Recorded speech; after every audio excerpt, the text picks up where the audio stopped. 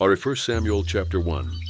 Now there was a certain man of Ramathaim Zophim, of Mount Ephraim, and his name was Elkanah, the son of Jeroham, the son of Elihu, the son of Tohu, the son of Zuph, an Ephrathite.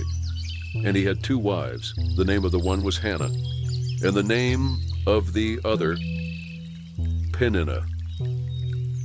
And Peninnah had children, but Hannah had no children. And this man went up out of his city yearly to worship and to sacrifice to the Lord of hosts in Shiloh. And the 2 sons of Eli, Hophni and Phinehas, the priests of the Lord, were there. And when the time was that Elkanah offered, he gave to Peninnah his wife, and to all her sons and her daughters portions. But to Hannah he gave a worthy portion, for he loved Hannah. But the Lord had shut up her womb. And her adversary also provoked her sore for to make her fret, because the Lord had shut up her womb. And as he did so year by year when she went up to the house of the Lord, so she provoked her. Therefore she wept and did not eat. Then said Elkanah her husband to her, Hannah, why weep you? And why eat you not? And why is your heart grieved? Am not I better to you than 10 sons? So Hannah rose up after they had eaten in Shiloh, and after they had drunk. Now Eli the priest sat on a seat by a post of the temple of the Lord. And she was in bitterness of soul, and prayed to the Lord, and wept sore. And she vowed a vow, and said, O Lord of hosts, if you will indeed look on the affliction of your handmaid, and remember me, and not forget your handmaid, but will give to your handmaid a man-child, then I will give him to the Lord all the days of his life, and there shall no razor come on his head. And it came to pass, as she continued praying before the Lord, that Eli marked her mouth.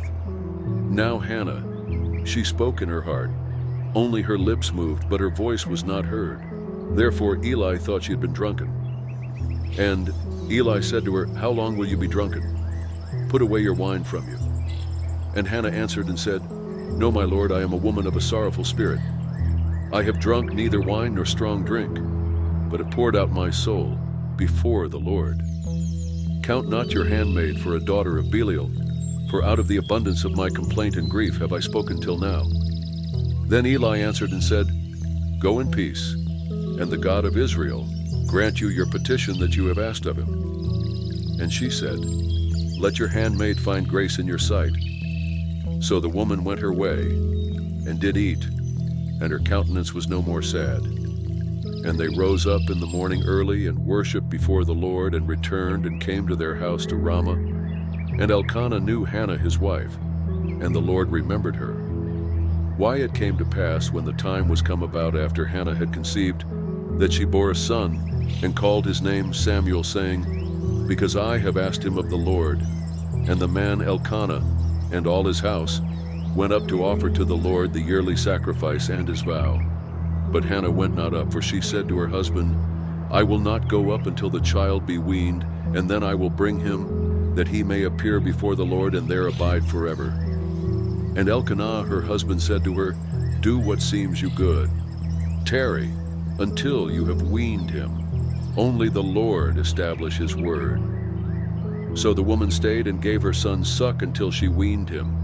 And when she had weaned him, she took him up with her, with 3 bullocks and 1 ephah of flour, and a bottle of wine, and brought him to the house of the Lord in Shiloh. And the child was young. And they slew a bullock, and brought the child to Eli. And she said, O my Lord, as your soul lives, my Lord, I am the woman that stood by you here praying to the Lord. For this child I prayed, and the Lord has given me my petition which I asked of him. Therefore also I have lent him to the Lord. As long as he lives, he shall be lent to the Lord. And he worshipped the Lord there. Chapter 2. And Hannah prayed and said, My heart rejoices in the Lord. My horn is exalted in the Lord. My mouth is enlarged over my enemies, because I rejoice in your salvation. There is none holy as the Lord, for there is none beside you, neither is there any rock like our God. Talk no more so exceeding proudly. Let not arrogance come out of your mouth. For the Lord is a God of knowledge, and by him actions are weighed. The bows of the mighty men are broken, and they that stumbled are girded with strength. They that were full have hired out themselves for bread, and they that were hungry ceased, so that the barren has borne 7, and she that has many children is waxed feeble. The Lord kills and makes alive. He brings down to the grave and brings up. The Lord makes poor and makes rich. He brings low and lifts up. He raises up the poor out of the dust and lifts up the beggar from the dunghill, to set them among princes and to make them inherit the throne of glory. For the pillars of the earth are the Lord, and he has set the world on them. He will keep the feet of his saints, and the wicked shall be silent in darkness, for by strength shall no man prevail. The adversaries of the Lord shall be broken to pieces. Out of heaven shall he thunder on them. The Lord shall judge the ends of the earth, and he shall give strength to his king, and exalt the horn of his anointed. And Elkanah went to Ramah to his house, and the child did minister to the Lord before Eli the priest. Now the sons of Eli were sons of Belial. They knew not the Lord. And the priest's custom with the people was that when any man offered sacrifice, the priest's servant came, while the flesh was in seething, with a meat hook of 3 teeth in his hand. And he struck it into the pan, or kettle, or cauldron, or pot. All that the meat hook brought up the priest took for himself. So they did in Shiloh to all the Israelites that came thither. Also, before they burnt the fat, the priest's servant came, and said to the man that sacrificed, Give flesh to roast for the priest, for he will not have sodden flesh of you, but raw. And if any man said to him, Let them not fail to burn the fat presently, and then take as much as your soul desires, then he would answer him, No, but you shall give it me now. And if not, I will take it by force. Why, the sin of the young men was very great before the Lord, for men abhorred the offering of the Lord. But Samuel ministered before the Lord, being a child, girded with a linen ephod. Moreover, his mother made him a little coat, and brought it to him from year to year, when she came up with her husband to offer the yearly sacrifice. And Eli blessed Elkanah and his wife, and said, The Lord give you seed of this woman for the loan which is lent to the Lord. And they went to their own home. And the Lord visited Hannah, so that she conceived, and bore 3 sons and 2 daughters. And the child Samuel grew before the Lord. Now Eli was very old, and heard all that his sons did to all Israel, and how they lay with the women that assembled at the door of the tabernacle of the congregation. And he said to them, Why do you such things? For I hear of your evil dealings by all this people. No, my sons, for it is no good report that I hear. You make the Lord people to transgress. If one man sin against another, the judge shall judge him. But if a man sin against the Lord, who shall entreat for him? Notwithstanding, they listened not to the voice of their father, because the Lord would slay them. And the child Samuel grew on, and was in favor both with the Lord and also with men. And there came a man of God to Eli, and said to him, Thus said the Lord, Did I plainly appear to the house of your father, when they were in Egypt in Pharaoh's house? And did I choose him out of all the tribes of Israel to be my priest, to offer on my altar, to burn incense, to wear an ephod before me? And did I give to the house of your father all the offerings made by fire of the children of Israel? Why kick you at my sacrifice and at my offering, which I have commanded in my habitation, and honor your sons above me, to make yourselves fat with the most chief of all the offerings of Israel my people? Why, the Lord God of Israel said, I said indeed that your house and the house of your father should walk before me forever. But now the Lord said, Be it far from me, for them that honor me I will honor, and they that despise me shall be lightly esteemed. Behold, the days come, that I will cut off your arm and the arm of your father's house, that there shall not be an old man in your house. And you shall see an enemy in my habitation, in all the wealth which God shall give Israel. And there shall not be an old man in your house forever. And the man of yours, whom I shall not cut off from my altar, shall be to consume your eyes and to grieve your heart, and all the increase of your house shall die in the flower of their age. And this shall be a sign to you that shall come on your 2 sons, on Hophni and Phinehas. In one day they shall die both of them. And I will raise me up a faithful priest that shall do according to that which is in my heart and in my mind. And I will build him a sure house, and he shall walk before my anointed forever.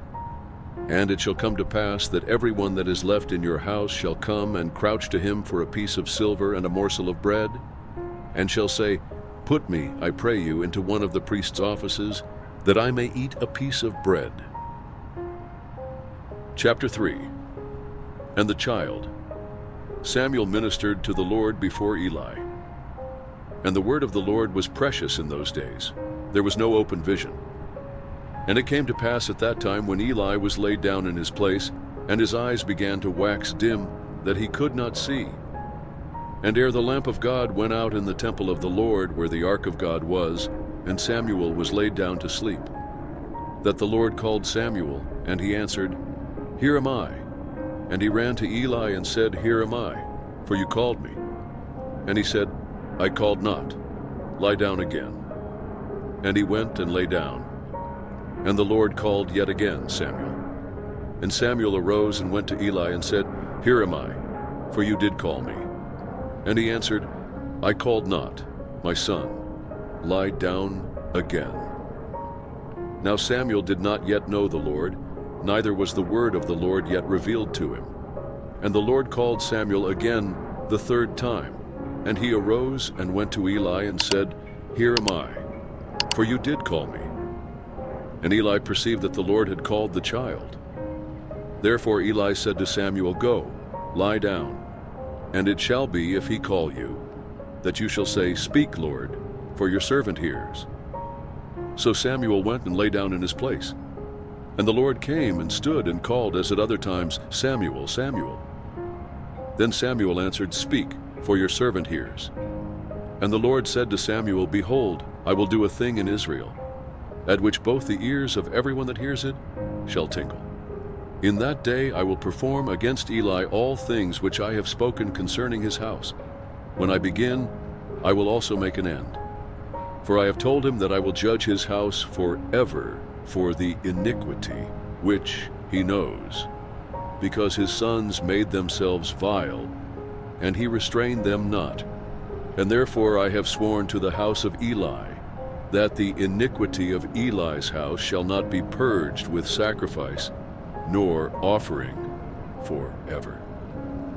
And Samuel lay until the morning and opened the doors of the house of the Lord. And Samuel feared to show Eli the vision. Then Eli called Samuel and said, Samuel, my son. And he answered, Here am I. And he said, What is the thing that the Lord has said to you? I pray you hide it not from me. God do so to you, and more also, if you hide anything from me of all the things that he said to you. And Samuel told him every whit, and hid nothing from him. And he said, It is the Lord. Let him do what seems him good. And Samuel grew, and the Lord was with him, and did let none of his words fall to the ground. And all Israel from Dan even to Beersheba knew that Samuel was established to be a prophet of the Lord. And the Lord appeared again in Shiloh, for the Lord revealed himself to Samuel in Shiloh by the word of the Lord. Chapter 4. And the word of Samuel came to all Israel. Now Israel went out against the Philistines to battle, and pitched beside Ebenezer, and the Philistines pitched in Aphek. And the Philistines put themselves in array against Israel, and when they joined battle, Israel was smitten before the Philistines. And they slew of the army in the field about 4,000 men. And when the people were come into the camp, the elders of Israel said, Why has the Lord smitten us today before the Philistines? Let us fetch the ark of the covenant of the Lord out of Shiloh to us, that when it comes among us, it may save us out of the hand of our enemies. So the people sent to Shiloh, that they might bring from there the ark of the covenant of the Lord of hosts, which dwells between the cherubim. And the 2 sons of Eli, Hophni and Phinehas, were there with the ark of the covenant of God. And when the ark of the covenant of the Lord came into the camp, all Israel shouted with a great shout, so that the earth rang again. And when the Philistines heard the noise of the shout, they said, "What means the noise of this great shout in the camp of the Hebrews?" And they understood that the ark of the Lord was come into the camp. And the Philistines were afraid, for they said, "God is come into the camp." And they said, "Woe to us, for there has not been such a thing heretofore. Woe to us! Who shall deliver us out of the hand of these mighty gods? These are the gods that smote the Egyptians with all the plagues in the wilderness. Be strong and quit yourselves like men, O you Philistines, that you be not servants to the Hebrews as they have been to you. Quit yourselves like men and fight." And the Philistines fought, and Israel was smitten, and they fled every man into his tent. And there was a very great slaughter, for there fell of Israel 30,000 footmen. And the ark of God was taken, and the two sons of Eli, Hophni and Phinehas, were slain. And there ran a man of Benjamin out of the army, and came to Shiloh the same day with his clothes rent, and with earth on his head. And when he came, see, Eli sat on a seat by the wayside watching, for his heart trembled for the ark of God. And when the man came into the city and told it, all the city cried out. And when Eli heard the noise of the crying, he said, "What means the noise of this tumult?" And the man came in hastily and told Eli. Now Eli was 98 years old, and his eyes were dim that he could not see. And the man said to Eli, "I am he that came out of the army, and I fled today out of the army." And he said, "What is there done, my son?" And the messenger answered and said, "Israel is fled before the Philistines, and there has been also a great slaughter among the people. And your two sons also, Hophni and Phinehas, are dead, and the ark of God is taken."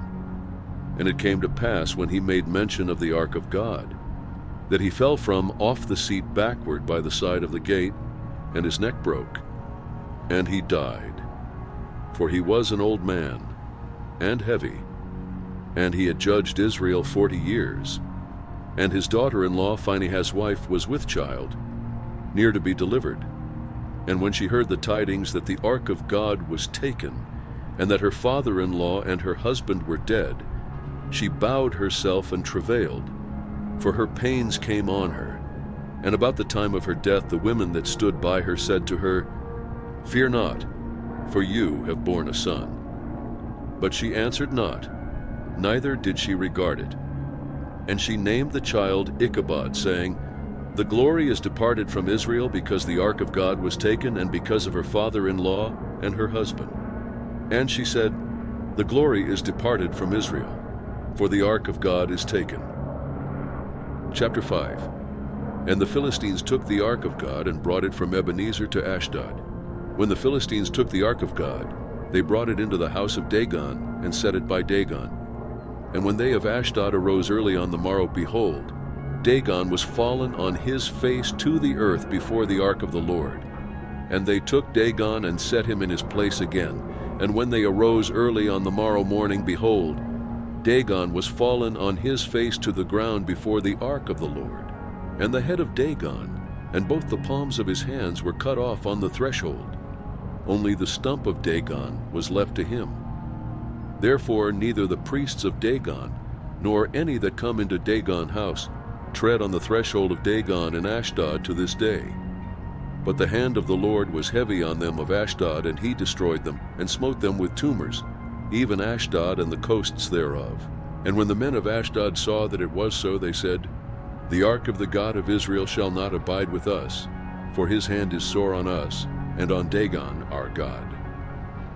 They sent therefore and gathered all the lords of the Philistines to them, and said, "What shall we do with the ark of the God of Israel?" And they answered, "Let the ark of the God of Israel be carried about to Gath." And they carried the ark of the God of Israel about thither. And it was so, that after they had carried it about, the hand of the Lord was against the city, with a very great destruction. And he smote the men of the city, both small and great, and they had tumors in their secret parts. Therefore they sent the ark of God to Ekron. And it came to pass, as the ark of God came to Ekron, that the Ekronites cried out, saying, They have brought about the ark of the God of Israel to us, to slay us and our people. So they sent and gathered together all the lords of the Philistines, and said, Send away the ark of the God of Israel, and let it go again to his own place, that it slay us not, and our people. For there was a deadly destruction throughout all the city. The hand of God was very heavy there, and the men that died not were smitten with the tumors, and the cry of the city went up to heaven. Chapter 6. And the ark of the Lord was in the country of the Philistines 7 months. And the Philistines called for the priests and the diviners, saying, What shall we do to the ark of the Lord? Tell us with which we shall send it to his place.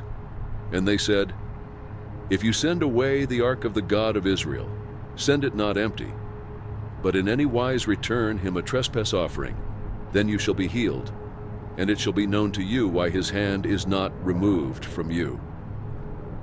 Then said they, What shall be the trespass offering which we shall return to him? They answered, 5 golden tumors and 5 golden mice, according to the number of the lords of the Philistines. For one plague was on you all and on your lords. Why you shall make images of your tumors and images of your mice that mar the land. And you shall give glory to the God of Israel. Peradventure he will lighten his hand from off you, and from off your gods, and from off your land. Why then do you harden your hearts, as the Egyptians and Pharaoh hardened their hearts?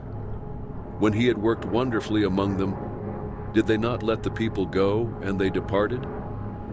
Now therefore make a new cart, and take 2 milk cows, on which there is come no yoke, and tie the cows to the cart, and bring their calves home from them, and take the ark of the Lord, and lay it on the cart, and put the jewels of gold which you return him for a trespass offering in a coffer by the side thereof, and send it away, that it may go.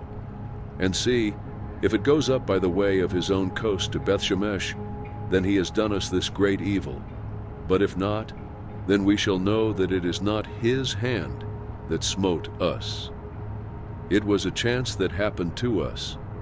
And the men did so, and took 2 milk cows and tied them to the cart, and shut up their calves at home. And they laid the ark of the Lord on the cart, and the coffer with the mice of gold and the images of their tumors. And the cows took the straight way to the way of Bethshemesh, and went along the highway, lowing as they went, and turned not aside to the right hand or to the left.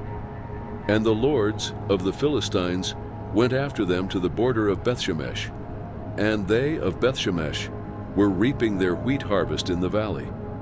And they lifted up their eyes, and saw the ark, and rejoiced to see it. And the cart came into the field of Joshua, a Bethshemite, and stood there, where there was a great stone. And they split the wood of the cart, and offered the cows a burnt offering to the Lord. And the Levites took down the ark of the Lord, and the coffer that was with it, wherein the jewels of gold were, and put them on the great stone. And the men of Bethshemesh offered burnt offerings and sacrifices the same day to the Lord. And when the 5 lords of the Philistines had seen it, they returned to Ekron the same day. And these are the golden tumors which the Philistines returned for a trespass offering to the Lord. For Ashdod 1, for Gaza 1, for Askelon 1, for Gath 1, for Ekron 1. And the golden mice, according to the number of all the cities of the Philistines belonging to the 5 lords, both of fenced cities and of country villages, even to the great stone of Abel, whereon they set down the ark of the Lord, which stone remains to this day in the field of Joshua, the Bethshemite. And he smote the men of Bethshemesh, because they had looked into the ark of the Lord, even he smote of the people 50,060 men.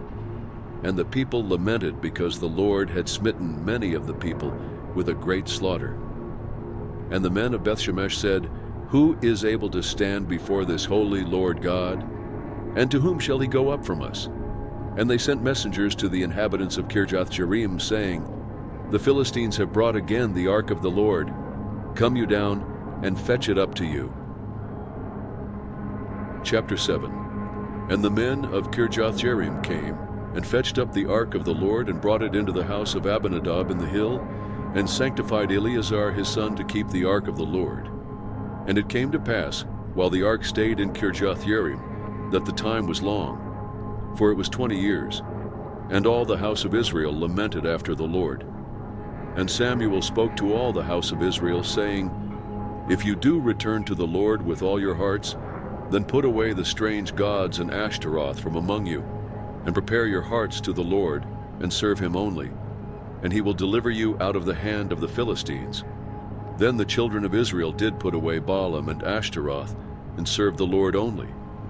And Samuel said, Gather all Israel to Mizpeh, and I will pray for you to the Lord.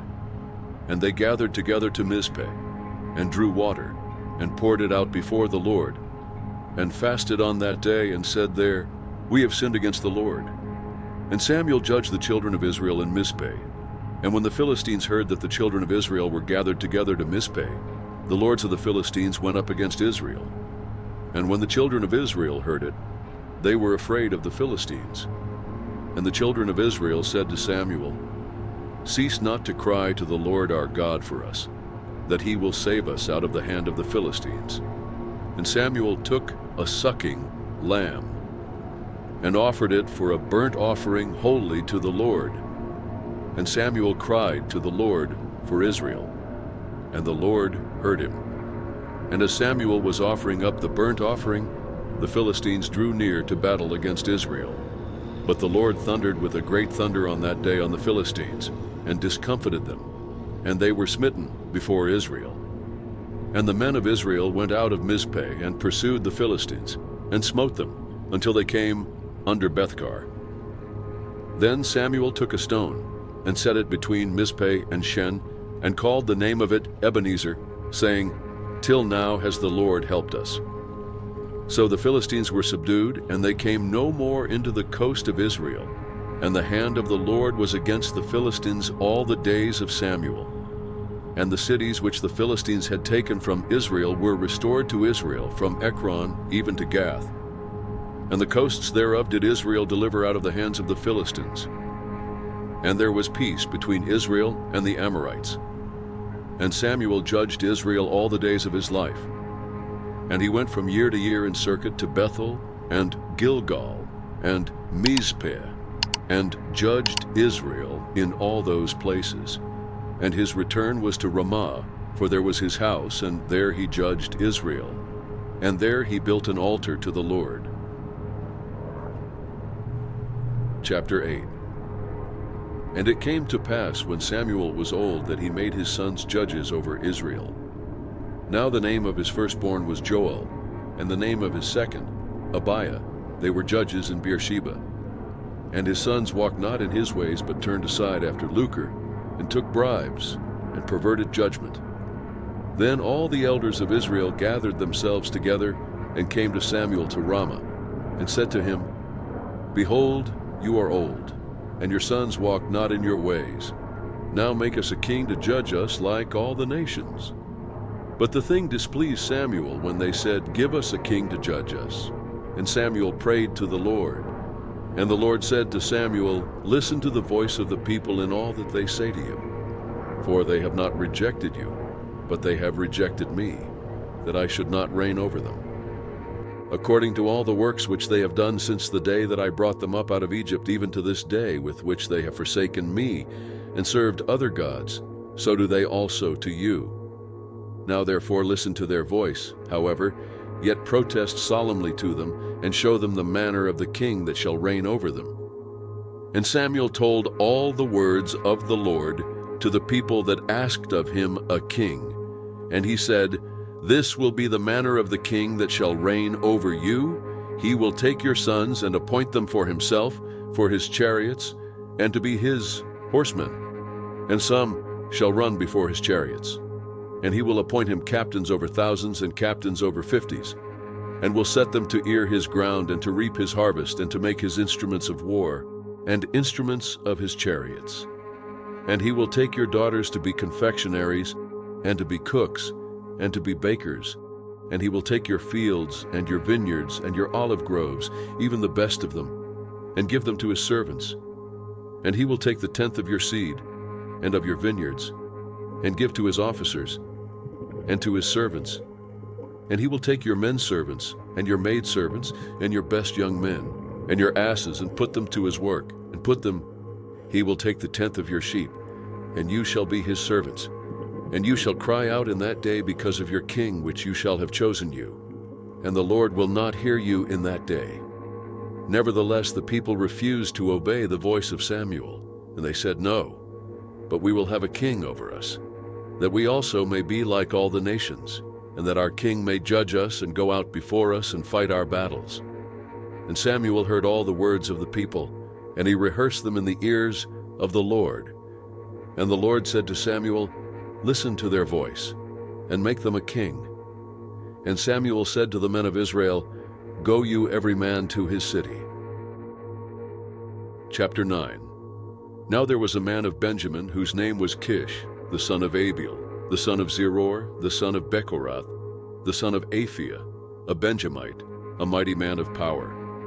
And he had a son whose name was Saul, a choice young man and a goodly. And there was not among the children of Israel a goodlier person than he.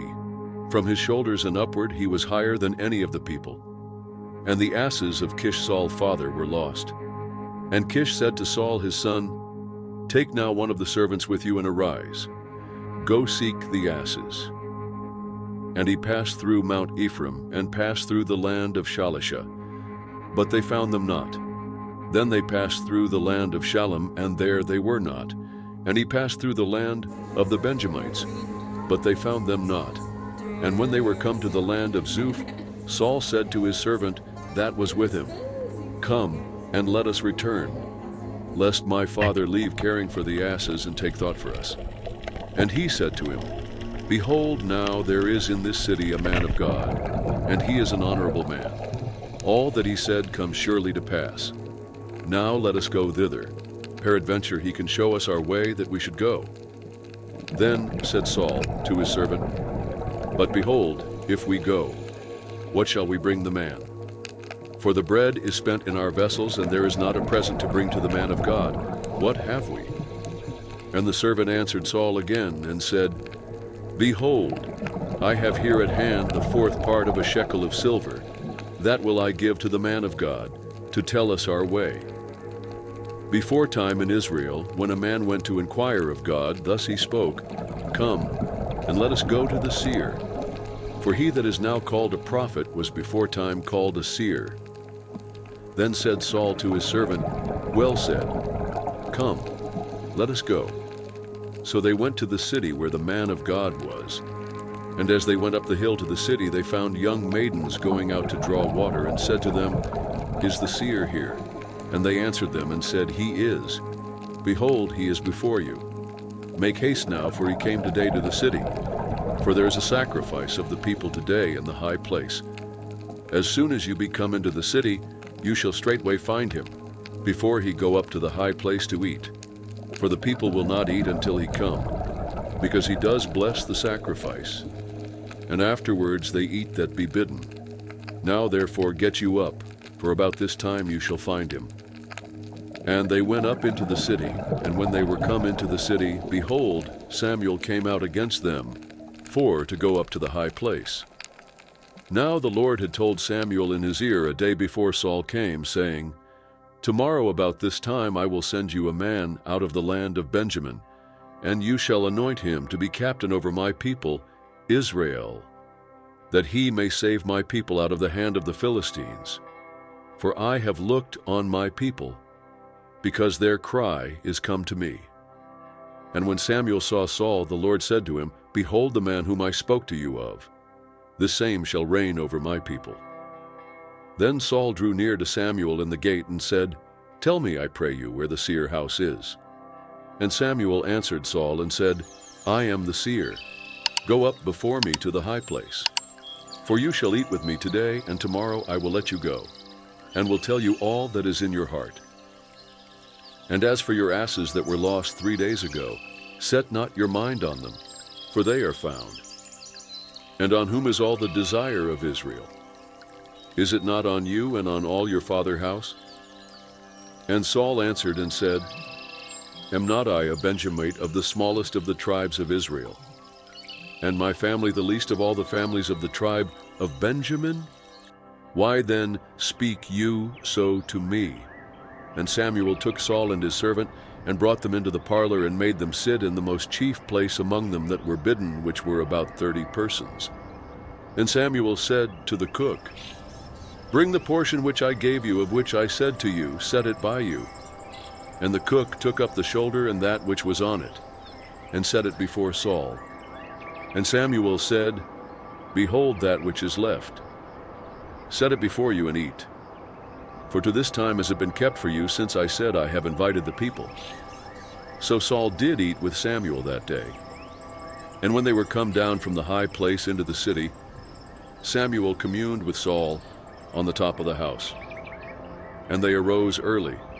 And it came to pass about the spring of the day that Samuel called Saul to the top of the house, saying, Up, that I may send you away. And Saul arose, and they went out both of them, he and Samuel, abroad. And as they were going down to the end of the city, Samuel said to Saul, Bid the servant pass on before us. And he passed on. But stand you still a while, that I may show you the word of God. Chapter 10. Then Samuel took a vial of oil and poured it on his head and kissed him and said, Is it not because the Lord has anointed you to be captain over his inheritance?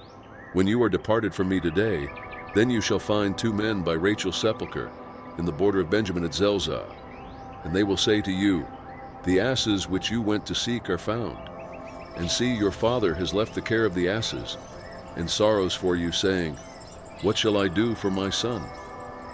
Then shall you go on forward from there, and you shall come to the plain of Tabor. And there shall meet you 3 men going up to God to Bethel, one carrying 3 kids, and another carrying 3 loaves of bread, and another carrying a bottle of wine. And they will salute you, and give you 2 loaves of bread, which you shall receive of their hands. After that you shall come to the hill of God, where is the garrison of the Philistines. And it shall come to pass, when you are come thither to the city, that you shall meet a company of prophets coming down from the high place, with a psaltery, and a tabret, and a pipe, and a harp before them, and they shall prophesy. And the Spirit of the Lord will come on you, and you shall prophesy with them, and shall be turned into another man. And let it be, when these signs are come to you, that you do as occasion serve you, for God is with you. And you shall go down before me to Gilgal. And behold, I will come down to you to offer burnt offerings, and to sacrifice sacrifices of peace offerings. 7 days shall you tarry till I come to you, and show you what you shall do. And it was so, that when he had turned his back to go from Samuel, God gave him another heart. And all those signs came to pass that day. And when they came thither to the hill, behold, a company of prophets met him, and the Spirit of God came on him, and he prophesied among them. And it came to pass, when all that knew him beforetime saw that, behold, he prophesied among the prophets, then the people said one to another, What is this that is come to the son of Kish? Is Saul also among the prophets? And one of the same place answered and said, But who is their father? Therefore it became a proverb, Is Saul also among the prophets? And when he had made an end of prophesying, he came to the high place. And Saul's uncle said to him and to his servant, Where went you? And he said, To seek the asses. And when we saw that they were nowhere, we came to Samuel. And Saul's uncle said, Tell me, I pray you, what Samuel said to you. And Saul said to his uncle, He told us plainly that the asses were found. But of the matter of the kingdom whereof Samuel spoke, he told him not. And Samuel called the people together to the Lord to Mizpeh, and said to the children of Israel, Thus said the Lord God of Israel, I brought up Israel out of Egypt, and delivered you out of the hand of the Egyptians, and out of the hand of all kingdoms, and of them that oppressed you. And you have this day rejected your God, who himself saved you out of all your adversities and your tribulations. And you have said to him, No, but set a king over us. Now therefore present yourselves before the Lord by your tribes, and by your thousands. And when Samuel had caused all the tribes of Israel to come near, the tribe of Benjamin was taken. When he had caused the tribe of Benjamin to come near by their families, the family of Matri was taken, and Saul, the son of Kish, was taken. And when they sought him, he could not be found. Therefore they inquired of the Lord further, if the man should yet come thither. And the Lord answered, Behold, he has hid himself among the stuff. And they ran and fetched him there. And when he stood among the people, he was higher than any of the people from his shoulders and upward. And Samuel said to all the people, See you him whom the Lord has chosen, that there is none like him among all the people? And all the people shouted and said, God save the king. Then Samuel told the people the manner of the kingdom, and wrote it in a book, and laid it up before the Lord. And Samuel sent all the people away, every man to his house. And Saul also went home to Gibeah, and there went with him a band of men whose hearts God had touched. But the children of Belial said, How shall this man save us? And they despised him, and brought no presents. But he held his peace. Chapter 11. Then Nahash the Ammonite came up and encamped against Jabesh-Gilead. And all the men of Jabesh said to Nahash, Make a covenant with us, and we will serve you.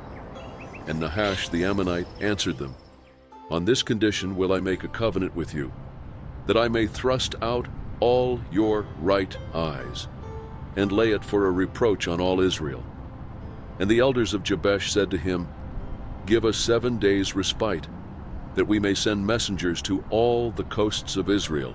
And then, if there be no man to save us, we will come out to you. Then came the messengers to Gibeah of Saul, and told the tidings in the ears of the people. And all the people lifted up their voices, and wept. And behold, Saul came after the herd out of the field. And Saul said, What ails the people that they weep? And they told him the tidings of the men of Jabesh. And the Spirit of God came on Saul when he heard those tidings, and his anger was kindled greatly. And he took a yoke of oxen, and hewed them in pieces, and sent them throughout all the coasts of Israel by the hands of messengers, saying, Whoever comes not forth after Saul and after Samuel, so shall it be done to his oxen. And the fear of the Lord fell on the people, and they came out with one consent. And when he numbered them in Bezek, the children of Israel were 300,000, and the men of Judah 30,000. And they said to the messengers that came, Thus shall you say to the men of Jabesh-Gilead, Tomorrow, by that time the sun be hot, you shall have help. And the messengers came and showed it to the men of Jabesh, and they were glad. Therefore the men of Jabesh said, Tomorrow we will come out to you, and you shall do with us all that seems good to you. And it was so on the morrow, that Saul put the people in 3 companies, and they came into the middle of the host in the morning watch, and slew the Ammonites until the heat of the day. And it came to pass that they which remained were scattered, so that 2 of them were not left together. And the people said to Samuel, Who is he that said, Shall Saul reign over us? Bring the men, that we may put them to death. And Saul said, There shall not a man be put to death this day, for today the Lord has worked salvation in Israel. Then said Samuel to the people, Come, and let us go to Gilgal, and renew the kingdom there. And all the people went to Gilgal, and there they made Saul king before the Lord in Gilgal. And there they sacrificed sacrifices of peace offerings before the Lord, and there Saul and all the men of Israel rejoiced greatly. Chapter 12. And Samuel said to all Israel, Behold, I have listened to your voice in all that you said to me, and have made a king over you. And now, behold, the king walks before you. And I am old and gray-headed, and behold, my sons are with you. And I have walked before you from my childhood to this day. Behold, here I am, witness against me before the Lord, and before his anointed. Whose ox have I taken? Or whose ass have I taken? Or whom have I defrauded? Whom have I oppressed?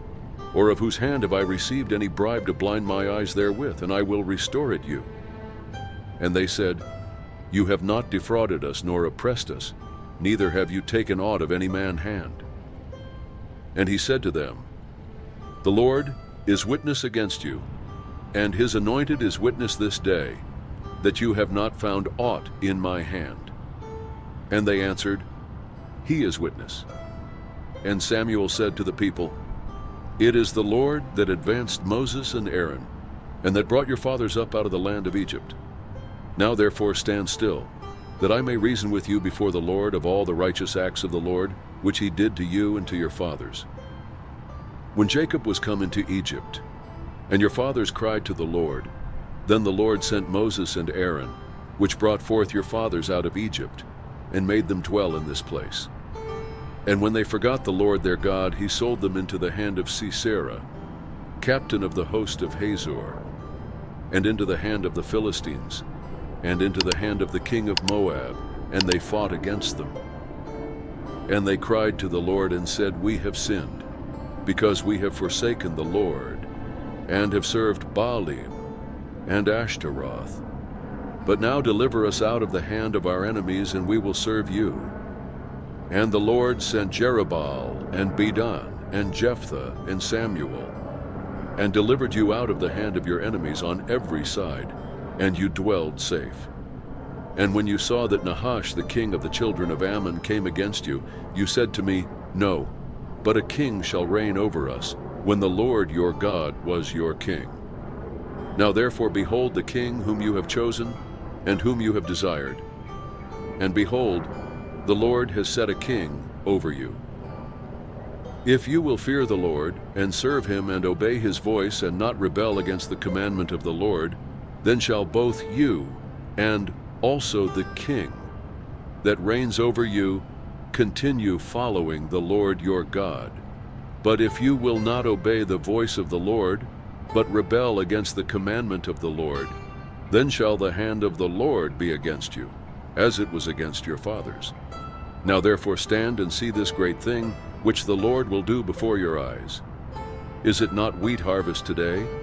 I will call to the Lord, and he shall send thunder and rain, that you may perceive and see that your wickedness is great, which you have done in the sight of the Lord, in asking you a king. So Samuel called to the Lord, and the Lord sent thunder and rain that day. And all the people greatly feared the Lord and Samuel. And all the people said to Samuel, Pray for your servants to the Lord your God, that we die not. For we have added to all our sins this evil, to ask us a king. And Samuel said to the people, Fear not, you have done all this wickedness. Yet turn not aside from following the Lord, but serve the Lord with all your heart. And turn you not aside, for then should you go after vain things, which cannot profit nor deliver, for they are vain. For the Lord will not forsake his people for his great name's sake, because it has pleased the Lord to make you his people. Moreover, as for me, God forbid that I should sin against the Lord in ceasing to pray for you. But I will teach you the good and the right way. Only fear the Lord and serve him in truth with all your heart. For consider how great things he has done for you. But if you shall still do wickedly, you shall be consumed, both you and your king. Chapter 13. Saul reigned 1 year, and when he had reigned 2 years over Israel, Saul chose him 3,000 men of Israel, whereof 2,000 were with Saul in Michmash and in Mount Bethel, and 1,000 were with Jonathan in Gibeah of Benjamin. And the rest of the people he sent every man to his tent. And Jonathan smote the garrison of the Philistines that was in Geba, and the Philistines heard of it. And Saul blew the trumpet throughout all the land, saying, Let the Hebrews hear. And all Israel heard say that Saul had smitten a garrison of the Philistines, and that Israel also was had an abomination with the Philistines. And the people were called together after Saul to Gilgal. And the Philistines gathered themselves together to fight with Israel, 30,000 chariots and 6,000 horsemen, and people as the sand which is on the seashore in multitude. And they came up and pitched in Michmash, eastward from Bethaven. When the men of Israel saw that they were in a strait, for the people were distressed, then the people did hide themselves in caves, and in thickets, and in rocks, and in high places, and in pits. And some of the Hebrews went over Jordan to the land of Gad and Gilead.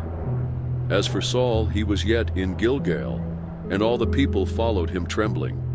And he tarried 7 days according to the set time that Samuel had appointed. But Samuel came not to Gilgal, and the people were scattered from him. And Saul said, "Bring here a burnt offering to me and peace offerings." And he offered the burnt offering. And it came to pass that as soon as he had made an end of offering the burnt offering, behold, Samuel came. And Saul went out to meet him, that he might salute him. And Samuel said, "What have you done?" And Saul said, "Because I saw that the people were scattered from me, and that you came not within the days appointed, and that the Philistines gathered themselves together at Michmash. Therefore said I, the Philistines will come down now on me to Gilgal, and I have not made supplication to the Lord. I forced myself, therefore, and offered a burnt offering. And Samuel said to Saul, You have done foolishly. You have not kept the commandment of the Lord your God, which he commanded you. For now would the Lord have established your kingdom on Israel forever. But now your kingdom shall not continue. The Lord has sought him a man after his own heart, and the Lord has commanded him to be captain over his people, because you have not kept that which the Lord commanded you. And Samuel arose, and got him up from Gilgal to Gibeah of Benjamin. And Saul numbered the people that were present with him, about 600 men. And Saul, and Jonathan his son, and the people that were present with them, stayed in Gibeah of Benjamin. But the Philistines encamped in Michmash, and the spoilers came out of the camp of the Philistines in 3 companies. One company turned to the way that leads to Ophrah, to the land of Shual, and another company turned the way to Beth-horon, and another company turned to the way of the border that looks to the valley of Zeboim toward the wilderness. Now there was no smith found throughout all the land of Israel. For the Philistines said, Lest the Hebrews make them swords or spears. But all the Israelites went down to the Philistines, to sharpen every man his share, and his coulter, and his axe, and his mattock. Yet they had a file for the mattocks, and for the coulters, and for the forks, and for the axes, and to sharpen the goads. So it came to pass in the day of battle, that there was neither sword nor spear found in the hand of any of the people that were with Saul and Jonathan. But with Saul and with Jonathan his son was there found. And the garrison of the Philistines went out to the passage of Michmash. Chapter 14. Now it came to pass on a day that Jonathan the son of Saul said to the young man that bore his armor, Come and let us go over to the Philistines' garrison, that is on the other side. But he told not his father, and Saul tarried in the uttermost part of Gibeah, under a pomegranate tree which is in Migron. And the people that were with him were about 600 men, and Ahiah, the son of Ahitub, Ichabod brother, the son of Phinehas, the son of Eli, the Lord priest in Shiloh, wearing an ephod. And the people knew not that Jonathan was gone. And between the passages by which Jonathan sought to go over to the Philistines' garrison, there was a sharp rock on the one side, and a sharp rock on the other side. And the name of the one was Bozez, and the name of the other Seneh. The forefront of the one was situate northward over against Michmash, and the other southward over against Gibeah. And Jonathan said to the young man that bore his armor, Come, and let us go over to the garrison of these uncircumcised. It may be that the Lord will work for us, for there is no restraint to the Lord to save by many or by few. And his armor-bearer said to him, Do all that is in your heart, turn you. Behold, I am with you according to your heart. Then said Jonathan, Behold, we will pass over to these men, and we will discover ourselves to them. If they say thus to us, Tarry until we come to you, then we will stand still in our place and will not go up to them. But if they say thus, Come up to us, then we will go up. For the Lord has delivered them into our hand, and this shall be a sign to us. And both of them discovered themselves to the garrison of the Philistines. And the Philistines said, Behold, the Hebrews come forth out of the holes where they had hid themselves. And the men of the garrison answered Jonathan and his armor-bearer, and said, Come up to us, and we will show you a thing. And Jonathan said to his armor-bearer, Come up after me, for the Lord has delivered them into the hand of Israel. And Jonathan climbed up on his hands and on his feet, and his armor-bearer after him. And they fell before Jonathan, and his armor-bearer slew after him. And that first slaughter which Jonathan and his armor-bearer made was about 20 men, within as it were an half-acre of land, which a yoke of oxen might plow. And there was trembling in the host in the field, and among all the people. The garrison and the spoilers, they also trembled, and the earth quaked. So it was a very great trembling. And the watchmen of Saul in Gibeah of Benjamin looked, and behold, the multitude melted away, and they went on beating down one another. Then said Saul to the people that were with him, Number now, and see who is gone from us. And when they had numbered, behold, Jonathan and his armor-bearer were not there. And Saul said to Ahiah, Bring here the ark of God. For the ark of God was at that time with the children of Israel. And it came to pass, while Saul talked to the priest, that the noise that was in the host of the Philistines went on and increased. And Saul said to the priest, Withdraw your hand. And Saul and all the people that were with him assembled themselves, and they came to the battle. And behold, every man's sword was against his fellow, and there was a very great discomfiture. Moreover, the Hebrews that were with the Philistines before that time, which went up with them into the camp from the country round about, even they also turned to be with the Israelites that were with Saul and Jonathan. Likewise all the men of Israel which had hid themselves in Mount Ephraim, when they heard that the Philistines fled, even they also followed hard after them in the battle. So the Lord saved Israel that day, and the battle passed over to Bethaven. And the men of Israel were distressed that day, for Saul had adjured the people, saying, Cursed be the man that eats any food until evening, that I may be avenged on my enemies. So none of the people tasted any food. And all they of the land came to a wood, and there was honey on the ground. And when the people were come into the wood, behold, the honey dropped, but no man put his hand to his mouth, for the people feared the oath. But Jonathan heard not when his father charged the people with the oath, why he put forth the end of the rod that was in his hand, and dipped it in an honeycomb, and put his hand to his mouth, and his eyes were enlightened. Then answered one of the people, and said, Your father straitly charged the people with an oath, saying, Cursed be the man that eats any food this day. And the people were faint. Then said Jonathan, My father has troubled the land. See, I pray you, how my eyes have been enlightened, because I tasted a little of this honey. How much more, if haply the people had eaten freely today of the spoil of their enemies which they found?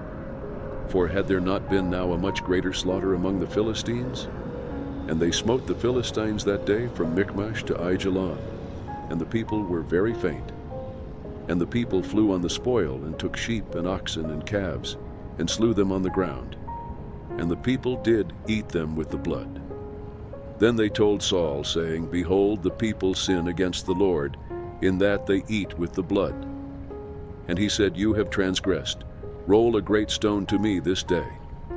And Saul said, Disperse yourselves among the people, and say to them, Bring me here every man his ox, and every man his sheep, and slay them here, and eat, and sin not against the Lord in eating with the blood. And all the people brought every man his ox with him that night, and slew them there. And Saul built an altar to the Lord. The same was the first altar that he built to the Lord. And Saul said, Let us go down after the Philistines by night, and spoil them until the morning light, and let us not leave a man of them. And they said, Do whatever seems good to you. Then said the priest, Let us draw near here to God. And Saul asked counsel of God, Shall I go down after the Philistines? Will you deliver them into the hand of Israel? But he answered him not that day. And Saul said, Draw you near here, all the chief of the people, and know and see wherein this sin has been this day. For as the Lord lives, which saves Israel, though it be in Jonathan my son, he shall surely die. But there was not a man among all the people that answered him. Then said he to all Israel, Be you on one side, and I and Jonathan my son will be on the other side. And the people said to Saul, Do what seems good to you. Therefore Saul said to the Lord God of Israel, Give a perfect lot. And Saul and Jonathan were taken, but the people escaped. And Saul said, Cast lots between me and Jonathan my son. And Jonathan was taken. Then Saul said to Jonathan, Tell me what you have done. And Jonathan told him, and said, I did but taste a little honey with the end of the rod that was in my hand, and See, I must die. And Saul answered, God do so, and more also, for you shall surely die, Jonathan. And the people said to Saul, Shall Jonathan die, who has worked this great salvation in Israel? God forbid. As the Lord lives, there shall not one hair of his head fall to the ground, for he has worked with God this day. So the people rescued Jonathan, that he died not. Then Saul went up from following the Philistines, and the Philistines went to their own place. So Saul took the kingdom over Israel and fought against all his enemies on every side, against Moab, and against the children of Ammon, and against Edom, and against the kings of Zobah, and against the Philistines. And wherever he turned himself, he vexed them. And he gathered an host, and smote the Amalekites, and delivered Israel out of the hands of them that spoiled them. Now the sons of Saul were Jonathan, and Ishui, and Melchishua. And the names of his 2 daughters were these, the name of the firstborn Merab, and the name of the younger Michal. And the name of Saul's wife was Ahinoam, the daughter of Ahimaaz. And the name of the captain of his host was Abner, the son of Ner, Saul's uncle. And Kish was the father of Saul, and Ner the father of Abner was the son of Abiel. And there was sore war against the Philistines all the days of Saul. And when Saul saw any strong man, or any valiant man, he took him to him. Chapter 15. Samuel also said to Saul, The Lord sent me to anoint you to be king over his people, over Israel. Now therefore listen you to the voice of the words of the Lord. Thus said the Lord of hosts, I remember that which Amalek did to Israel, how he laid wait for him in the way, when he came up from Egypt. Now go and smite Amalek, and utterly destroy all that they have, and spare them not. But slay both man and woman, infant and suckling, ox and sheep, camel and ass. And Saul gathered the people together, and numbered them in Telaim, 200,000 footmen and 10,000 men of Judah. And Saul came to a city of Amalek, and laid wait in the valley. And Saul said to the Kenites, Go, depart, get you down from among the Amalekites, lest I destroy you with them. For you showed kindness to all the children of Israel, when they came up out of Egypt. So the Kenites departed from among the Amalekites. And Saul smote the Amalekites from Havilah until you come to Shur, that is over against Egypt. And he took Agag the king of the Amalekites alive, and utterly destroyed all the people with the edge of the sword. But Saul and the people spared Agag, and the best of the sheep and of the oxen, and of the fatted calves and the lambs, and all that was good, and would not utterly destroy them. But everything that was vile and refused, that they destroyed utterly. Then came the word of the Lord to Samuel, saying, It repents me that I have set up Saul to be king, for he has turned back from following me, and has not performed my commandments. And it grieved Samuel, and he cried to the Lord all night. And when Samuel rose early to meet Saul in the morning, it was told Samuel, saying, Saul came to Carmel, and behold, he set him up a place, and is gone about, and passed on, and gone down to Gilgal. And Samuel came to Saul, and Saul said to him, Blessed be you of the Lord, I have performed the commandment of the Lord. And Samuel said, What means then this bleating of the sheep in my ears, and the lowing of the oxen which I hear? And Saul said, They have brought them from the Amalekites, for the people spared the best of the sheep and of the oxen, to sacrifice to the Lord your God, and the rest we have utterly destroyed. Then Samuel said to Saul, Stay, and I will tell you what the Lord has said to me this night. And he said to him, Say on. And Samuel said, When you were little in your own sight, were you not made the head of the tribes of Israel? And the Lord anointed you king over Israel. And the Lord sent you on a journey and said, Go and utterly destroy the sinners the Amalekites, and fight against them until they be consumed. Why then did you not obey the voice of the Lord, but did fly on the spoil, and did evil in the sight of the Lord?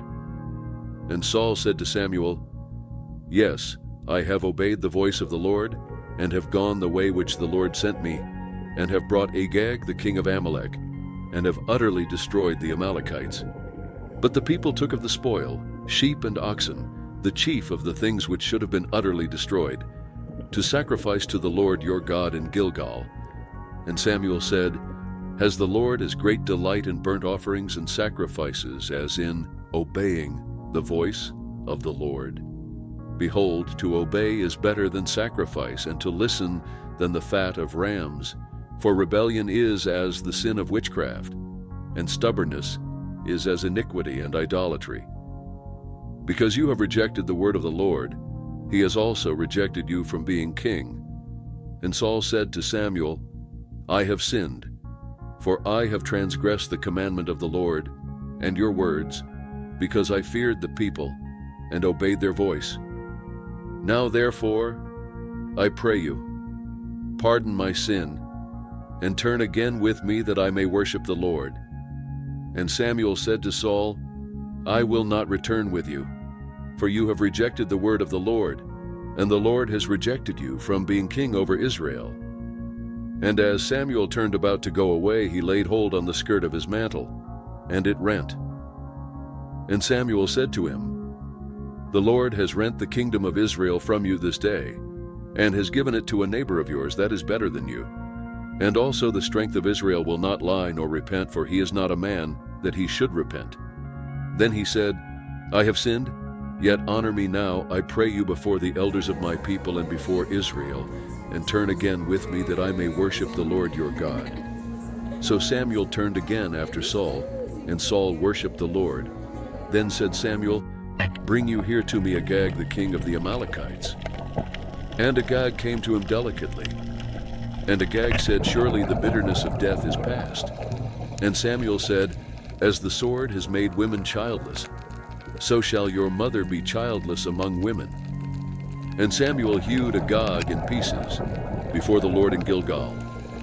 Then Samuel went to Ramah, and Saul went up to his house to Gibeah of Saul.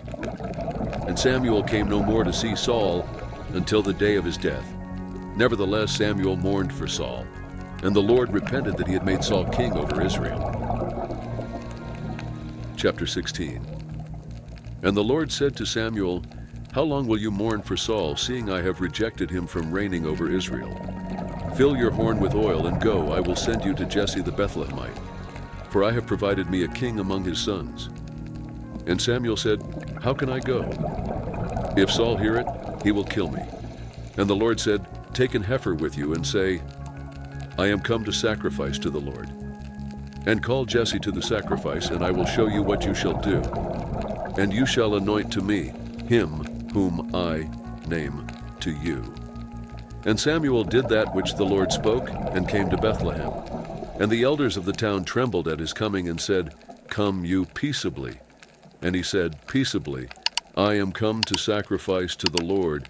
Sanctify yourselves, and come with me to the sacrifice. And he sanctified Jesse and his sons, and called them to the sacrifice.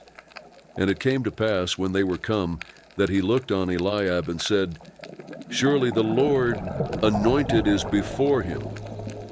But the Lord said to Samuel, Look not on his countenance or on the height of his stature, because I have refused him. For the Lord sees not as man sees.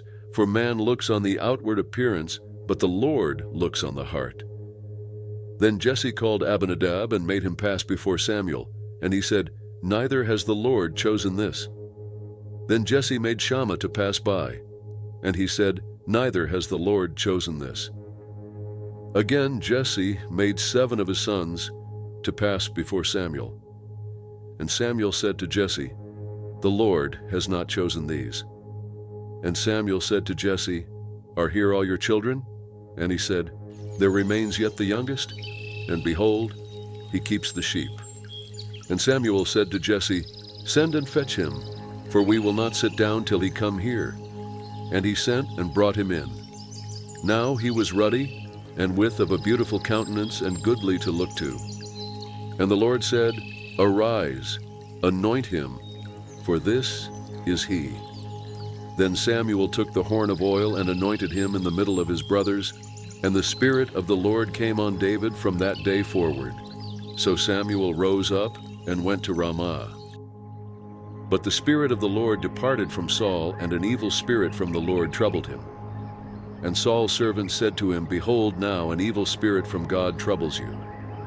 Let our Lord now command your servants, which are before you, to seek out a man who is a cunning player on an harp. And it shall come to pass, when the evil spirit from God is on you, that he shall play with his hand, and you shall be well." And Saul said to his servants, "Provide me now a man that can play well, and bring him to me." Then answered one of the servants and said, "Behold, I have seen a son of Jesse the Bethlehemite, that is cunning in playing, and a mighty valiant man, and a man of war, and prudent in matters, and a comely person, and the Lord is with him." Why Saul sent messengers to Jesse and said, "Send me David your son, which is with the sheep." And Jesse took an ass laden with bread and a bottle of wine, and a kid, and sent them by David, his son, to Saul. And David came to Saul and stood before him, and he loved him greatly, and he became his armor-bearer. And Saul sent to Jesse, saying, "Let David, I pray you, stand before me, for he has found favor in my sight." And it came to pass, when the evil spirit from God was on Saul, that David took an harp and played with his hand. So Saul was refreshed and was well, and the evil spirit departed from him. Chapter 17. Now the Philistines gathered together their armies to battle, and were gathered together at Shochoh, which belongs to Judah, and pitched between Shochoh and Azekah in Ephes-dammim. And Saul and the men of Israel were gathered together, and pitched by the valley of Elah, and set the battle in array against the Philistines. And the Philistines stood on a mountain on the one side, and Israel stood on a mountain on the other side, and there was a valley between them. And there went out a champion out of the camp of the Philistines, named Goliath of Gath, whose height was 6 cubits and a span. And he had an helmet of brass on his head, and he was armed with a coat of mail. And the weight of the coat was 5,000 shekels of brass. And he had greaves of brass on his legs, and a target of brass between his shoulders. And the staff of his spear was like a weaver beam, and his spear head weighed 600 shekels of iron. And one bearing a shield went before him. And he stood and cried to the armies of Israel, and said to them, "Why are you come out to set your battle in array? Am not I a Philistine, and you servants to Saul? Choose you a man for you, and let him come down to me. If he be able to fight with me and to kill me, then will we be your servants? But if I prevail against him and kill him, then shall you be our servants and serve us." And the Philistine said, "I defy the armies of Israel this day. Give me a man that we may fight together." When Saul and all Israel heard those words of the Philistine, they were dismayed and greatly afraid. Now David was the son of that Ephrathite of Bethlehem, Judah, whose name was Jesse, and he had 8 sons.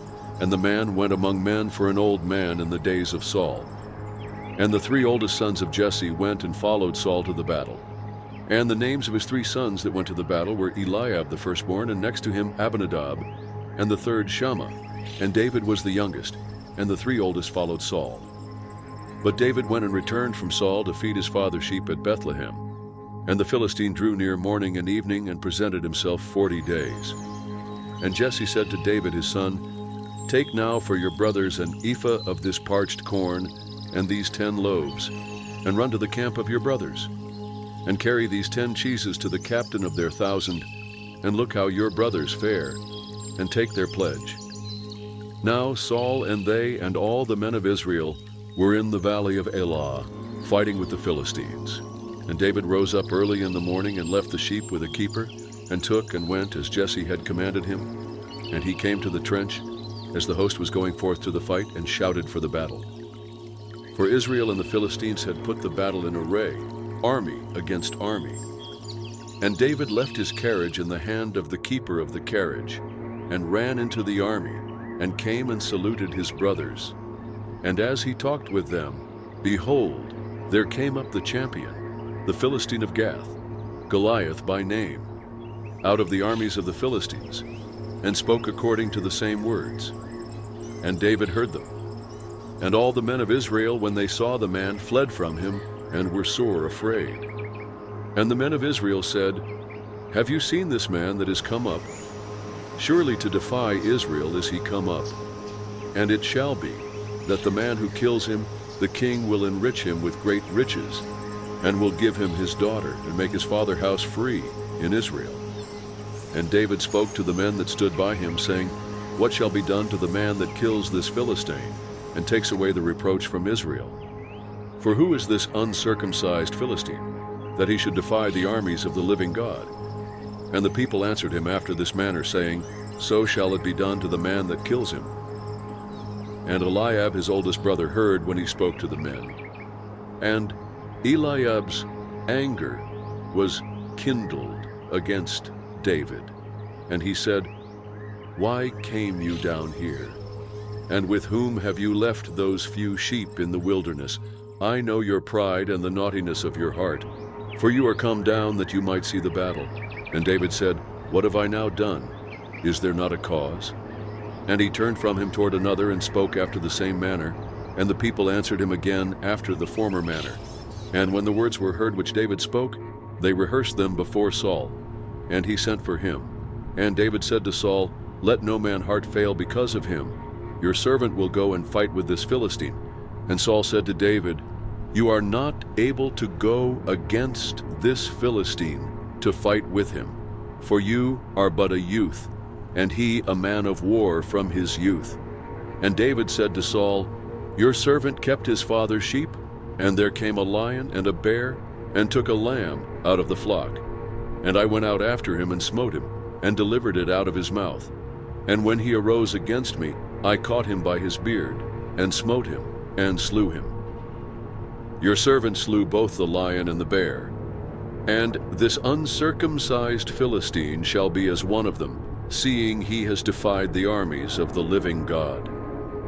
David said moreover, The Lord that delivered me out of the paw of the lion and out of the paw of the bear, he will deliver me out of the hand of this Philistine. And Saul said to David, Go, and the Lord be with you. And Saul armed David with his armor, and he put an helmet of brass on his head. Also he armed him with a coat of mail. And David girded his sword on his armor, and he essayed to go, for he had not proved it. And David said to Saul, I cannot go with these, for I have not proved them. And David put them off him. And he took his staff in his hand, and chose him 5 smooth stones out of the brook, and put them in a shepherd bag which he had, even in a money, and his sling was in his hand, and he drew near to the Philistine. And the Philistine came on and drew near to David, and the man that bore the shield went before him. And when the Philistine looked about and saw David, he disdained him, for he was but a youth and ruddy, and of a fair countenance.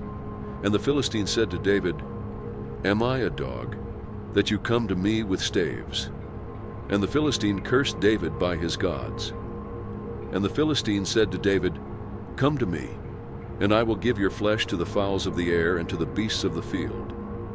Then said David to the Philistine, You come to me with a sword, and with a spear, and with a shield. But I come to you in the name of the Lord of hosts, the God of the armies of Israel, whom you have defied. This day will the Lord deliver you into my hand, and I will smite you, and take your head from you. And I will give the carcasses of the host of the Philistines this day to the fowls of the air, and to the wild beasts of the earth, that all the earth may know that there is a God in Israel. And all this assembly shall know that the Lord saves not with sword and spear, for the battle is the Lord, and he will give you into our hands. And it came to pass, when the Philistine arose and came, and drew near to meet David, that David hastened, and ran toward the army to meet the Philistine. And David put his hand in his bag, and took there a stone, and slang it, and smote the Philistine in his forehead, that the stone sunk into his forehead, and he fell on his face to the earth. So David prevailed over the Philistine with a sling and with a stone, and smote the Philistine, and slew him. But there was no sword in the hand of David. Therefore David ran, and stood on the Philistine, and took his sword, and drew it out of the sheath thereof, and slew him, and cut off his head therewith. And when the Philistines saw their champion was dead, they fled. And the men of Israel and of Judah arose, and shouted, and pursued the Philistines, until you come to the valley, and to the gates of Ekron. And the wounded of the Philistines fell down by the way to Sharaim, even to Gath, and to Ekron. And The children of Israel returned from chasing after the Philistines, and they spoiled their tents. And David took the head of the Philistine and brought it to Jerusalem. But he put his armor in his tent. And when Saul saw David go forth against the Philistine, he said to Abner, the captain of the host, "Abner, whose son is this youth?" And Abner said, "As your soul lives, O king, I cannot tell." And the king said, "Inquire you whose son the stripling is." And as David returned from the slaughter of the Philistine, Abner took him and brought him before Saul with the head of the Philistine in his hand. And Saul said to him, "Whose son are you, you young man?" And David answered, "I am the son of your servant Jesse the Bethlehemite." Chapter 18. And it came to pass, when he had made an end of speaking to Saul, that the soul of Jonathan was knit with the soul of David, and Jonathan loved him as his own soul. And Saul took him that day, and would let him go no more home to his father's house. Then Jonathan and David made a covenant, because he loved him as his own soul. And Jonathan stripped himself of the robe that was on him, and gave it to David, and his garments, even to his sword, and to his bow, and to his girdle. And David went out wherever Saul sent him, and behaved himself wisely.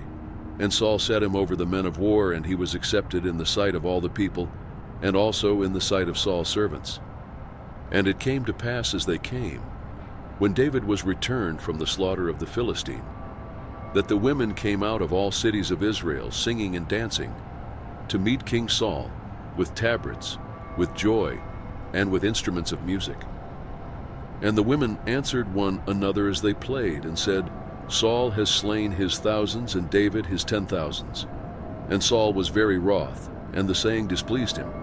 And he said, "They have ascribed to David 10,000s, and to me they have ascribed but thousands. And what can he have more but the kingdom?" And Saul eyed David from that day and forward. And it came to pass on the morrow, that the evil spirit from God came on Saul, and he prophesied in the middle of the house. And David played with his hand, as at other times. And there was a javelin in Saul's hand. And Saul cast the javelin, for he said, "I will smite David even to the wall with it." And David avoided out of his presence twice. And Saul was afraid of David, because the Lord was with him, and was departed from Saul. Therefore Saul removed him from him, and made him his captain over 1,000. And he went out and came in before the people. And David behaved himself wisely in all his ways, and the Lord was with him. Why, when Saul saw that he behaved himself very wisely, he was afraid of him. But all Israel and Judah loved David, because he went out and came in before them. And Saul said to David, "Behold my elder daughter Merab, her will I give you to wife. Only be you valiant for me, and fight the Lord battles." For Saul said, "Let not my hand be on him, but let the hand of the Philistines be on him." And David said to Saul, "Who am I, and what is my life or my father's family in Israel, that I should be son-in-law to the king?" But it came to pass at the time when Merab, Saul's daughter, should have been given to David, that she was given to Adriel the Maholathite to wife. And Michal, Saul's daughter, loved David, and they told Saul, and the thing pleased him. And Saul said, "I will give him her, that she may be a snare to him, and that the hand of the Philistines may be against him." Why, Saul said to David, "You shall this day be my son-in-law in the one of the two." And Saul commanded his servants, saying, "Commune with David secretly, and say, Behold, the king has delight in you, and all his servants love you. Now therefore be the king's son-in-law." And Saul's servants spoke those words in the ears of David. And David said, "Seems it to you a light thing to be a king's son-in-law, seeing that I am a poor man, and lightly esteemed?" And the servants of Saul told him, saying, "On this manner spoke David." And Saul said, "Thus shall you say to David, The king desires not any dowry, but 100 foreskins of the Philistines, to be avenged of the king's enemies." But Saul thought to make David fall by the hand of the Philistines. And when his servants told David these words, it pleased David well to be the king's son-in-law, and the days were not expired. Why, David arose and went, he and his men, and slew of the Philistines 200 men. And David brought their foreskins, and they gave them in full tale to the king, that he might be the king's son-in-law. And Saul gave him Michal his daughter to wife. And Saul saw and knew that the Lord was with David, and that Michal Saul's daughter loved him. And Saul was yet the more afraid of David. And Saul became David's enemy continually. Then the princes of the Philistines went forth, and it came to pass, after they went forth, that David behaved himself more wisely than all the servants of Saul, so that his name was much set by. Chapter 19. And Saul spoke to Jonathan his son and to all his servants that they should kill David. But Jonathan Saul's son delighted much in David. And Jonathan told David, saying, Saul my father seeks to kill you. Now therefore I pray you, take heed to yourself until the morning, and abide in a secret place, and hide yourself. And I will go out and stand beside my father in the field where you are, and I will commune with my father of you, and what I see, that I will tell you. And Jonathan spoke good of David to Saul his father, and said to him, Let not the king sin against his servant, against David, because he hasn't sinned against you, and because his works have been to you ward very good. For he did put his life in his hand and slew the Philistine, and the Lord worked a great salvation for all Israel. You saw it, and did rejoice. Why then will you sin against innocent blood, to slay David without a cause? And Saul listened to the voice of Jonathan, and Saul swore, As the Lord lives, he shall not be slain. And Jonathan called David, and Jonathan showed him all those things. And Jonathan brought David to Saul, and he was in his presence, as in times past. And there was war again. And David went out and fought with the Philistines, and slew them with a great slaughter, and they fled from him. And the evil spirit from the Lord was on Saul, as he sat in his house with his javelin in his hand, and David played with his hand. And Saul sought to smite David even to the wall with the javelin, but he slipped away out of Saul's presence, and he smote the javelin into the wall, and David fled, and escaped that night. Saul also sent messengers to David's house to watch him, and to slay him in the morning. And Michal David's wife told him, saying, If you save not your life tonight, tomorrow you shall be slain. So Michal let David down through a window, and he went and fled and escaped. And Michal took an image, and laid it in the bed, and put a pillow of goat's hair for his bolster, and covered it with a cloth. And when Saul sent messengers to take David, she said, He is sick. And Saul sent the messengers again to see David, saying, Bring him up to me in the bed, that I may slay him. And when the messengers were come in, behold, there was an image in the bed, with a pillow of goat's hair, doisher, for his bolster. And Saul said to Michal, Why have you deceived me so, and sent away my enemy, that he has escaped? And Michal answered Saul, He said to me, Let me go. Why should I kill you?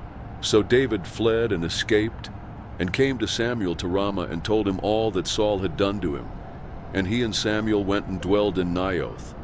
And it was told Saul, saying, Behold, David is at Naioth in Ramah. And Saul sent messengers to take David.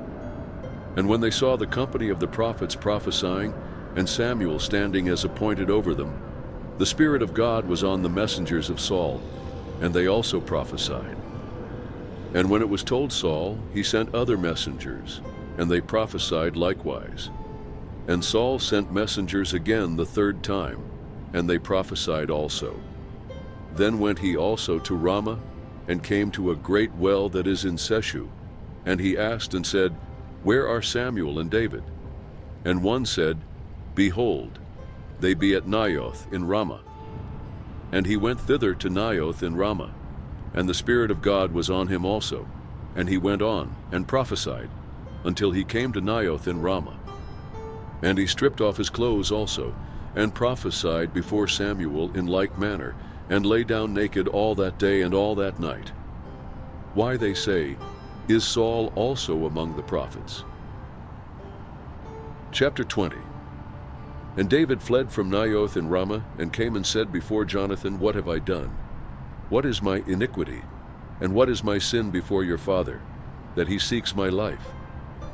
And he said to him, God forbid, you shall not die. Behold, my father will do nothing either great or small, but that he will show it me. And why should my father hide this thing from me? It is not so. And David swore moreover and said, Your father certainly knows that I have found grace in your eyes. And he said, Let not Jonathan know this, lest he be grieved. But truly as the Lord lives, and as your soul lives, there is but a step between me and death. Then said Jonathan to David, Whatever your soul desires, I will even do it for you. And David said to Jonathan, Behold, tomorrow is the new moon, and I should not fail to sit with the king at meat, but let me go, that I may hide myself in the field to the third day at even. If your father at all miss me, then say David earnestly asked leave of me, that he might run to Bethlehem his city, for there is a yearly sacrifice there for all the family. If he say thus, it is well, your servant shall have peace. But if he be very wroth, then be sure that evil is determined by him. Therefore you shall deal kindly with your servant, for you have brought your servant into a covenant of the Lord with you. Notwithstanding, if there be in me iniquity, slay me yourself. For why should you bring me to your father? And Jonathan said, Far be it from you, for if I knew certainly that evil were determined by my father to come on you, then would not I tell it you? Then said David to Jonathan, Who shall tell me? Or what if your father answer you roughly? And Jonathan said to David, Come and let us go out into the field. And they went out both of them into the field. And Jonathan said to David, O Lord God of Israel, when I have sounded my father about tomorrow any time, or the third day, and behold, if there be good toward David, and I then send not to you and show it you, the Lord do so and much more to Jonathan. But if it please my father to do you evil, then I will show it you and send you away, that you may go in peace. And the Lord be with you, as he has been with my father. And you shall not only while yet I live show me the kindness of the Lord, that I die not, but also you shall not cut off your kindness from my house forever.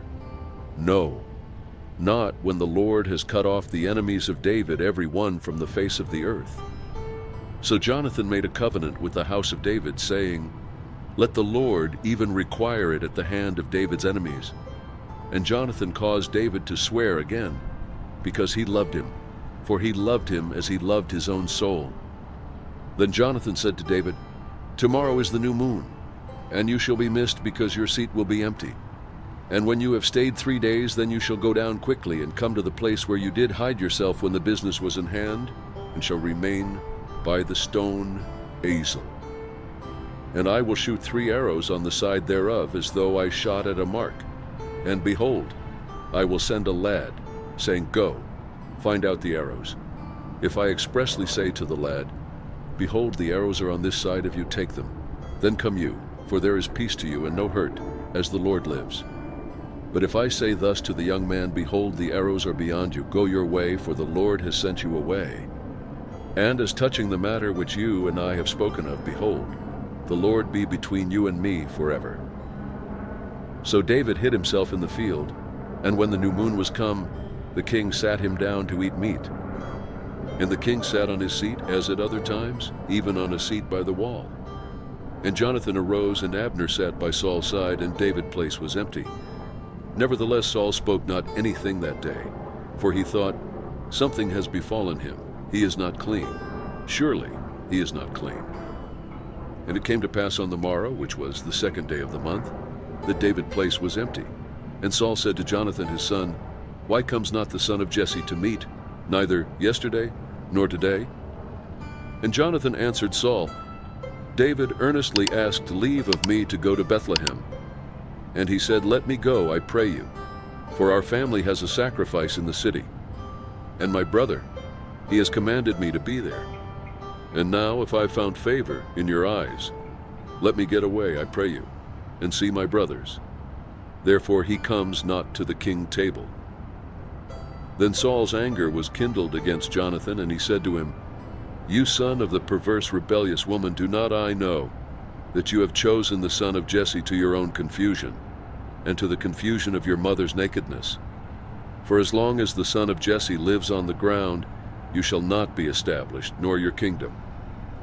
Why now, send and fetch him to me, for he shall surely die." And Jonathan answered Saul his father and said to him, "Why shall he be slain? What has he done?" And Saul cast a javelin at him to smite him, whereby Jonathan knew that it was determined of his father to slay David. So Jonathan arose from the table in fierce anger, and did eat no meat the 2nd day of the month, for he was grieved for David, because his father had done him shame. And it came to pass in the morning that Jonathan went out into the field at the time appointed with David, and a little lad with him. And he said to his lad, "Run, find out now the arrows which I shoot." And as the lad ran, he shot an arrow beyond him. And when the lad was come to the place of the arrow which Jonathan had shot, Jonathan cried after the lad and said, "Is not the arrow beyond you?" And Jonathan cried after the lad, "Make speed, haste, stay not." And Jonathan's lad gathered up the arrows and came to his master. But the lad knew not anything. Only Jonathan and David knew the matter. And Jonathan gave his artillery to his lad and said to him, "Go, carry them to the city." And as soon as the lad was gone, David arose out of a place toward the south, and fell on his face to the ground, and bowed himself 3 times. And they kissed one another, and wept one with another until David exceeded. And Jonathan said to David, "Go in peace, for as much as we have sworn both of us in the name of the Lord, saying, 'The Lord be between me and you, and between my seed and your seed forever.'" And he arose and departed, and Jonathan went into the city. Chapter 21. Then came David to Nob to Ahimelech the priest, and Ahimelech was afraid at the meeting of David, and said to him, "Why are you alone, and no man with you?" And David said to Ahimelech the priest, "The king has commanded me a business, and has said to me, 'Let no man know anything of the business about which I send you, and what I have commanded you. And I have appointed my servants to such and such a place. Now therefore, what is under your hand? Give me 5 loaves of bread in my hand, or what there is present." And the priest answered David and said, "There is no common bread under my hand, but there is hallowed bread, if the young men have kept themselves at least from women." And David answered the priest, and said to him, "Of a truth, women have been kept from us about these 3 days since I came out, and the vessels of the young men are holy, and the bread is in a manner common, yes, though it were sanctified this day in the vessel." So the priest gave him hallowed bread, for there was no bread there but the show bread that was taken from before the Lord, to put hot bread in the day when it was taken away. Now a certain man of the servants of Saul was there that day, detained before the Lord, and his name was Doeg, an Edomite, the most chief of the herdsmen that belonged to Saul. And David said to Ahimelech, "And is there not here under your hand spear or sword? For I have neither brought my sword nor my weapons with me, because the king business required haste." And the priest said, "The sword of Goliath the Philistine, whom you slew in the valley of Elah, behold, it is here wrapped in a cloth behind the ephod. If you will take that, take it, for there is no other save that here." And David said, "There is none like that. Give it me." And David arose and fled that day for fear of Saul, and went to Achish the king of Gath. And the servants of Achish said to him, "Is not this David the king of the land?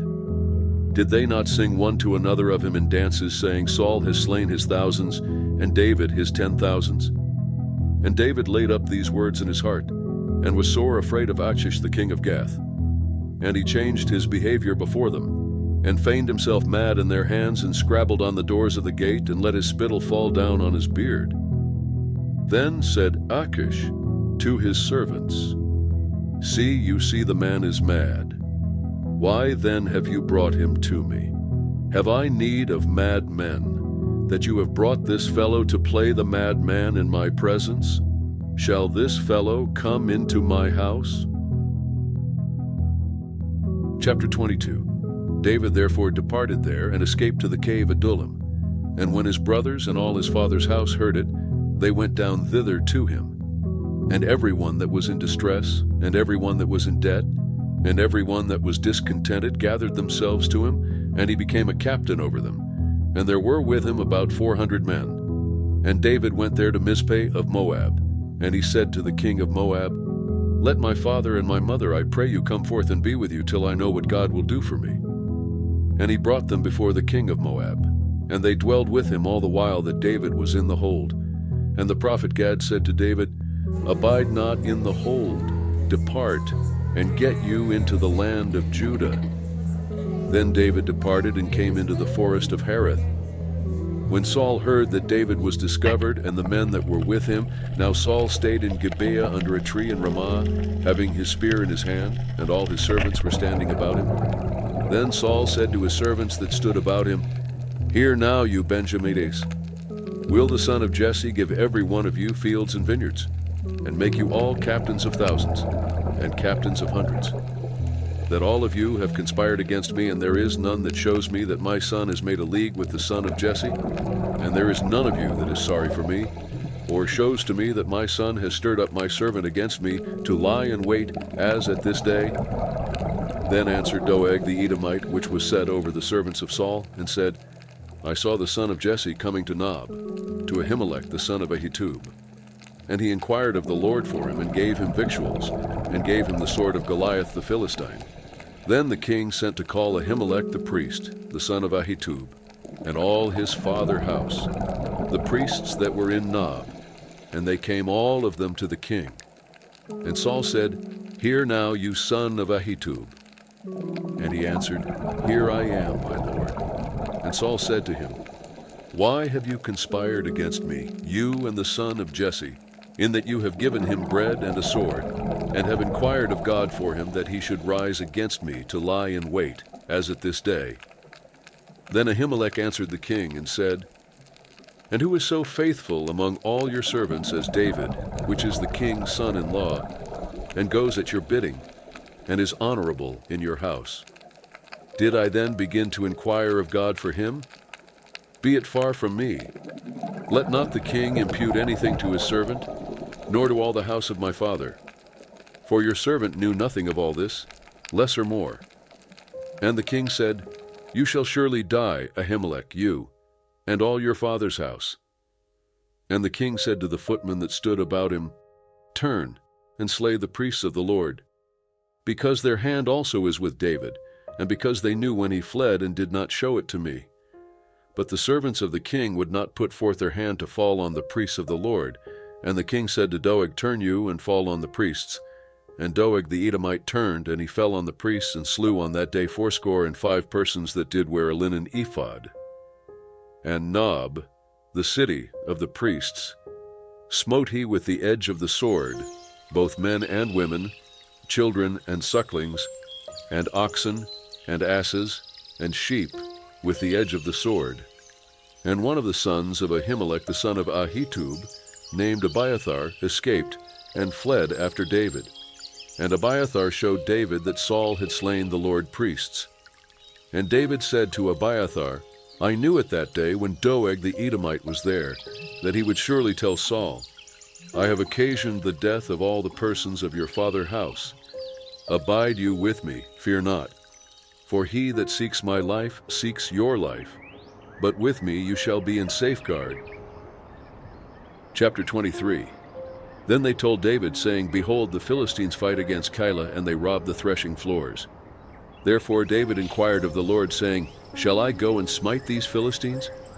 And the Lord said to David, Go and smite the Philistines, and save Keilah. And David's men said to him, Behold, we be afraid here in Judah.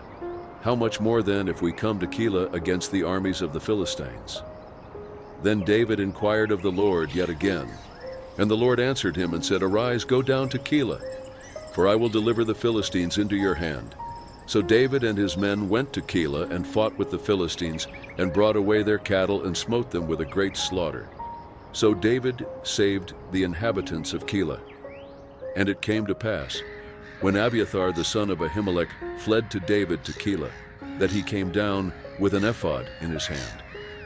And it was told Saul that David was come to Keilah. And Saul said, God has delivered him into my hand, for he is shut in, by entering into a town that has gates and bars. And Saul called all the people together to war, to go down to Keilah, to besiege David and his men. And David knew that Saul secretly practiced mischief against him, and he said to Abiathar the priest, Bring here the ephod. Then said David, O Lord God of Israel, your servant has certainly heard that Saul seeks to come to Keilah, to destroy the city for my sake.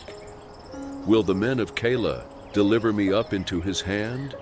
Will Saul come down, as your servant has heard? O Lord God of Israel, I beseech you, tell your servant. And the Lord said, He will come down.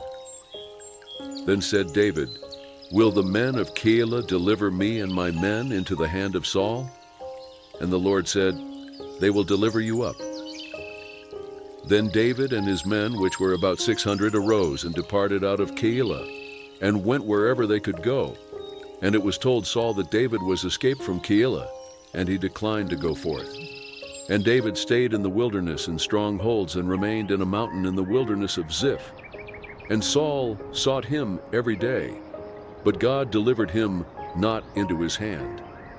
And David saw that Saul was come out to seek his life. And David was in the wilderness of Ziph in a wood. And Jonathan Saul's son arose, and went to David into the wood, and strengthened his hand in God. And he said to him, Fear not, for the hand of Saul my father shall not find you, and you shall be king over Israel, and I shall be next to you. And that also Saul my father knows. And they two made a covenant before the Lord. And David stayed in the wood, and Jonathan went to his house.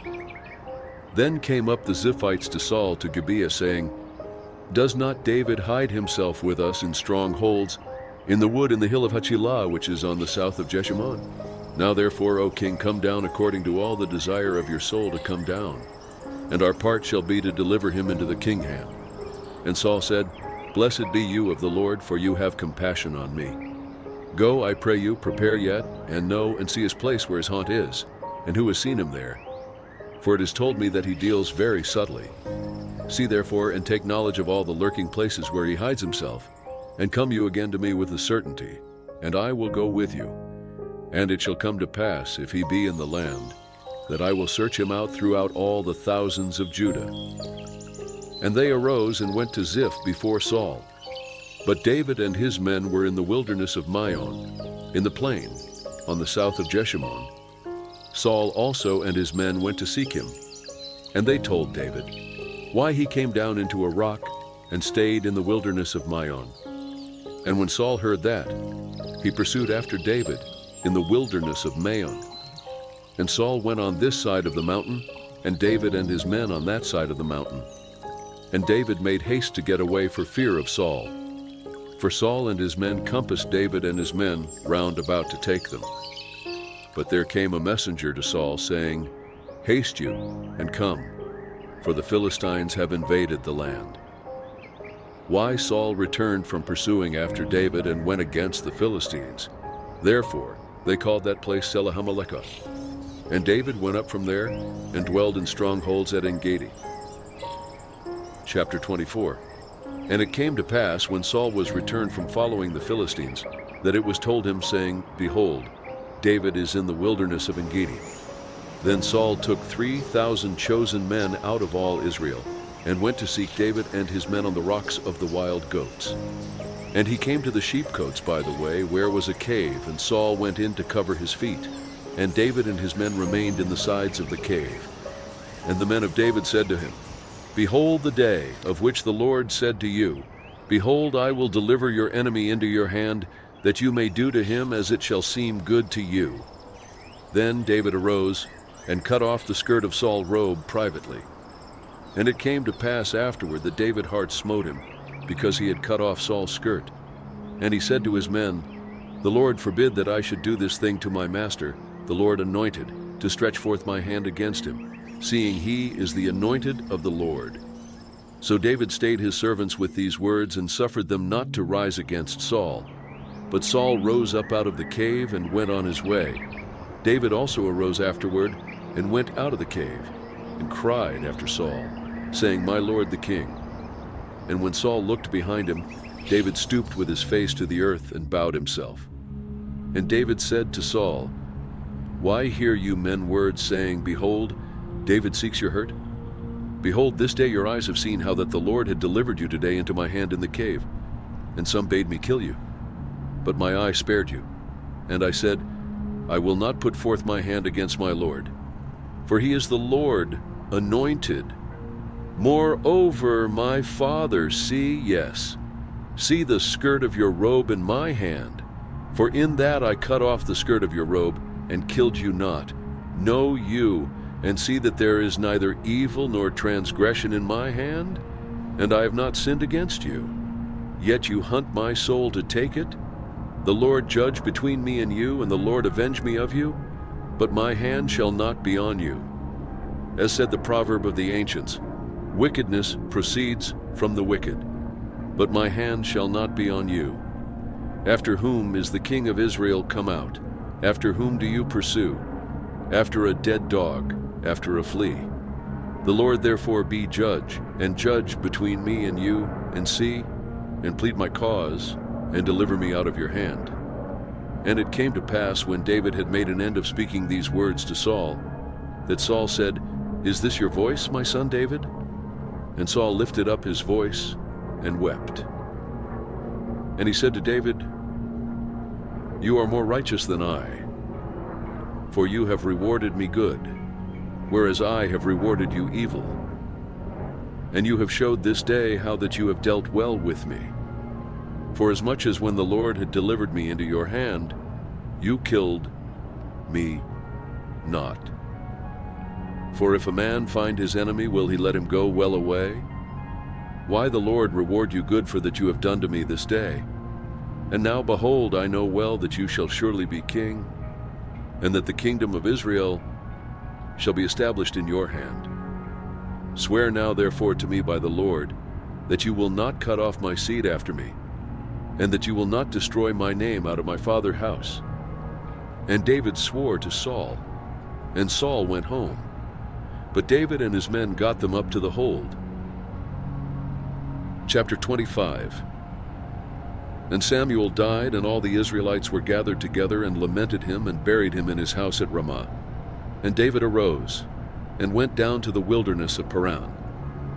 And there was a man in Maon, whose possessions were in Carmel. And the man was very great, and he had 3,000 sheep and 1,000 goats, and he was shearing his sheep in Carmel. Now the name of the man was Nabal, and the name of his wife Abigail. And she was a woman of good understanding, and of a beautiful countenance. But the man was churlish and evil in his doings, and he was of the house of Caleb. And David heard in the wilderness that Nabal did shear his sheep. And David sent out 10 young men, and David said to the young men, Get you up to Carmel and go to Nabal, and greet him in my name. And thus shall you say to him that lives in prosperity, Peace be both to you, and peace be to your house, and peace be to all that you have. And now I have heard that you have shearers. Now your shepherds which were with us, we hurt them not, neither was there aught missing to them, all the while they were in Carmel. Ask your young men, and they will show you. Why let the young men find favor in your eyes? For we come in a good day. Give, I pray you, whatever comes to your hand to your servants and to your son David. And when David young men came, they spoke to Nabal according to all those words in the name of David, and ceased. And Nabal answered David's servants, and said, Who is David? And who is the son of Jesse? There be many servants nowadays that break away every man from his master. Shall I then take my bread, and my water, and my flesh, that I have killed for my shearers, and give it to men whom I know not from where they be? So David's young men turned their way, and went again, and came and told him all those sayings. And David said to his men, Gird you on every man his sword. and they girded on every man his sword. And David also girded on his sword. And there went up after David about 400 men, and 200 stayed by the stuff. But one of the young men told Abigail, Nabal's wife, saying, Behold, David sent messengers out of the wilderness to salute our master, and he railed on them. But the men were very good to us, and we were not hurt, neither missed we anything, as long as we were conversant with them when we were in the fields. They were a wall to us both by night and day, all the while we were with them keeping the sheep. Now therefore know and consider what you will do. For evil is determined against our master and against all his household. For he is such a son of Belial, that a man cannot speak to him. Then Abigail made haste, and took 200 loaves and 2 bottles of wine, and 5 sheep ready dressed, and 5 measures of parched corn, and 100 clusters of raisins, and 200 cakes of figs, and laid them on asses. And she said to her servants, Go on before me. Behold, I come after you. But she told not her husband Nabal. And it was so, as she rode on the ass, that she came down by the covert on the hill, and behold, David and his men came down against her, and she met them. Now David had said, Surely in vain have I kept all that this fellow has in the wilderness, so that nothing was missed of all that pertained to him, and he has requited me evil for good. So and more also do God to the enemies of David, if I leave of all that pertain to him by the morning light any that urinates against the wall. And when Abigail saw David, she hurried and lighted off the ass, and fell before David on her face, and bowed herself to the ground, and fell at his feet, and said, On me, my lord, on me let this iniquity be. And let your handmaid, I pray you, speak in your audience, and hear the words of your handmaid. Let not, my lord, I pray you, regard this man of Belial, even Nabal, for as his name is, so is he. Nabal is his name, and folly is with him. But I, your handmaid, saw not the young men of my lord, whom you did send. Now therefore, my lord, as the Lord lives, and as your soul lives, seeing the Lord has withheld you from coming to shed blood, and from avenging yourself with your own hand, now let your enemies, and they that seek evil to my lord, be as Nabal. And now this blessing which your handmaid has brought to my lord, let it even be given to the young men that follow my lord. I pray you, forgive the trespass of your handmaid. For the Lord will certainly make my lord a sure house, because my lord fights the battles of the Lord, and evil has not been found in you all your days. Yet a man has risen to pursue you, and to seek your soul. But the soul of my lord shall be bound in the bundle of life with the Lord your God, and the souls of your enemies, them shall he sling out, as out of the middle of a sling. And it shall come to pass, when the Lord shall have done to my lord according to all the good that he has spoken concerning you, and shall have appointed you ruler over Israel, that this shall be no grief to you, nor offense of heart to my lord, either that you have shed blood causeless, or that my lord has avenged himself. But when the Lord shall have dealt well with my lord, then remember your handmaid. And David said to Abigail, Blessed be the Lord God of Israel, which sent you this day to meet me. And blessed be your advice, and blessed be you, which have kept me this day from coming to shed blood, and from avenging myself with my own hand. For in very deed, as the Lord God of Israel lives, which has kept me back from hurting you, except you had hurried and come to meet me, surely there had not been left to Nabal by the morning light any that urinates against the wall. So David received of her hand that which she had brought him, and said to her, Go up in peace to your house. See, I have listened to your voice, and have accepted your person. And Abigail came to Nabal, and behold, he held a feast in his house, like the feast of a king. And Nabal's heart was merry within him, for he was very drunken. Why she told him nothing less or more until the morning light. But it came to pass in the morning, when the wine was gone out of Nabal, and his wife had told him these things, that his heart died within him, and he became as a stone. And it came to pass about 10 days after that the Lord smote Nabal, that he died. And when David heard that Nabal was dead, he said, Blessed be the Lord, that has pleaded the cause of my reproach from the hand of Nabal, and has kept his servant from evil. For the Lord has returned the wickedness of Nabal on his own head. And David sent and communed with Abigail to take her to him to wife. And when the servants of David were come to Abigail to Carmel, they spoke to her, saying, David sent us to you to take you to him to wife. And she arose and bowed herself on her face to the earth, and said, Behold, let your handmaid be a servant to wash the feet of the servants of my Lord. And Abigail hurried, and arose, and rode on an ass, with 5 damsels of hers that went after her. And she went after the messengers of David, and became his wife. David also took Ahinoam of Jezreel, and they were also both of them his wives. But Saul had given Michal his daughter, David's wife, to Phalti, the son of Laish, which was of Galim. Chapter 26. And the Ziphites came to Saul to Gibeah, saying, Does not David hide himself in the hill of Hachilah, which is before Jeshimon? Then Saul arose and went down to the wilderness of Ziph, having 3,000 chosen men of Israel with him, to seek David in the wilderness of Ziph. And Saul pitched in the hill of Hachilah, which is before Jeshimon by the way. But David stayed in the wilderness, and he saw that Saul came after him into the wilderness. David therefore sent out spies, and understood that Saul was come in very deed. And David arose, and came to the place where Saul had pitched, and David beheld the place where Saul lay, and Abner the son of Ner, the captain of his host. And Saul lay in the trench, and the people pitched round about him. Then answered David and said to Ahimelech the Hittite, and to Abishai the son of Zeruiah, brother to Joab, saying, Who will go down with me to Saul to the camp? And Abishai said, I will go down with you. So David and Abishai came to the people by night, and behold, Saul lay sleeping within the trench, and his spear stuck in the ground at his bolster. But Abner and the people lay round about him. Then said Abishai to David, God has delivered your enemy into your hand this day.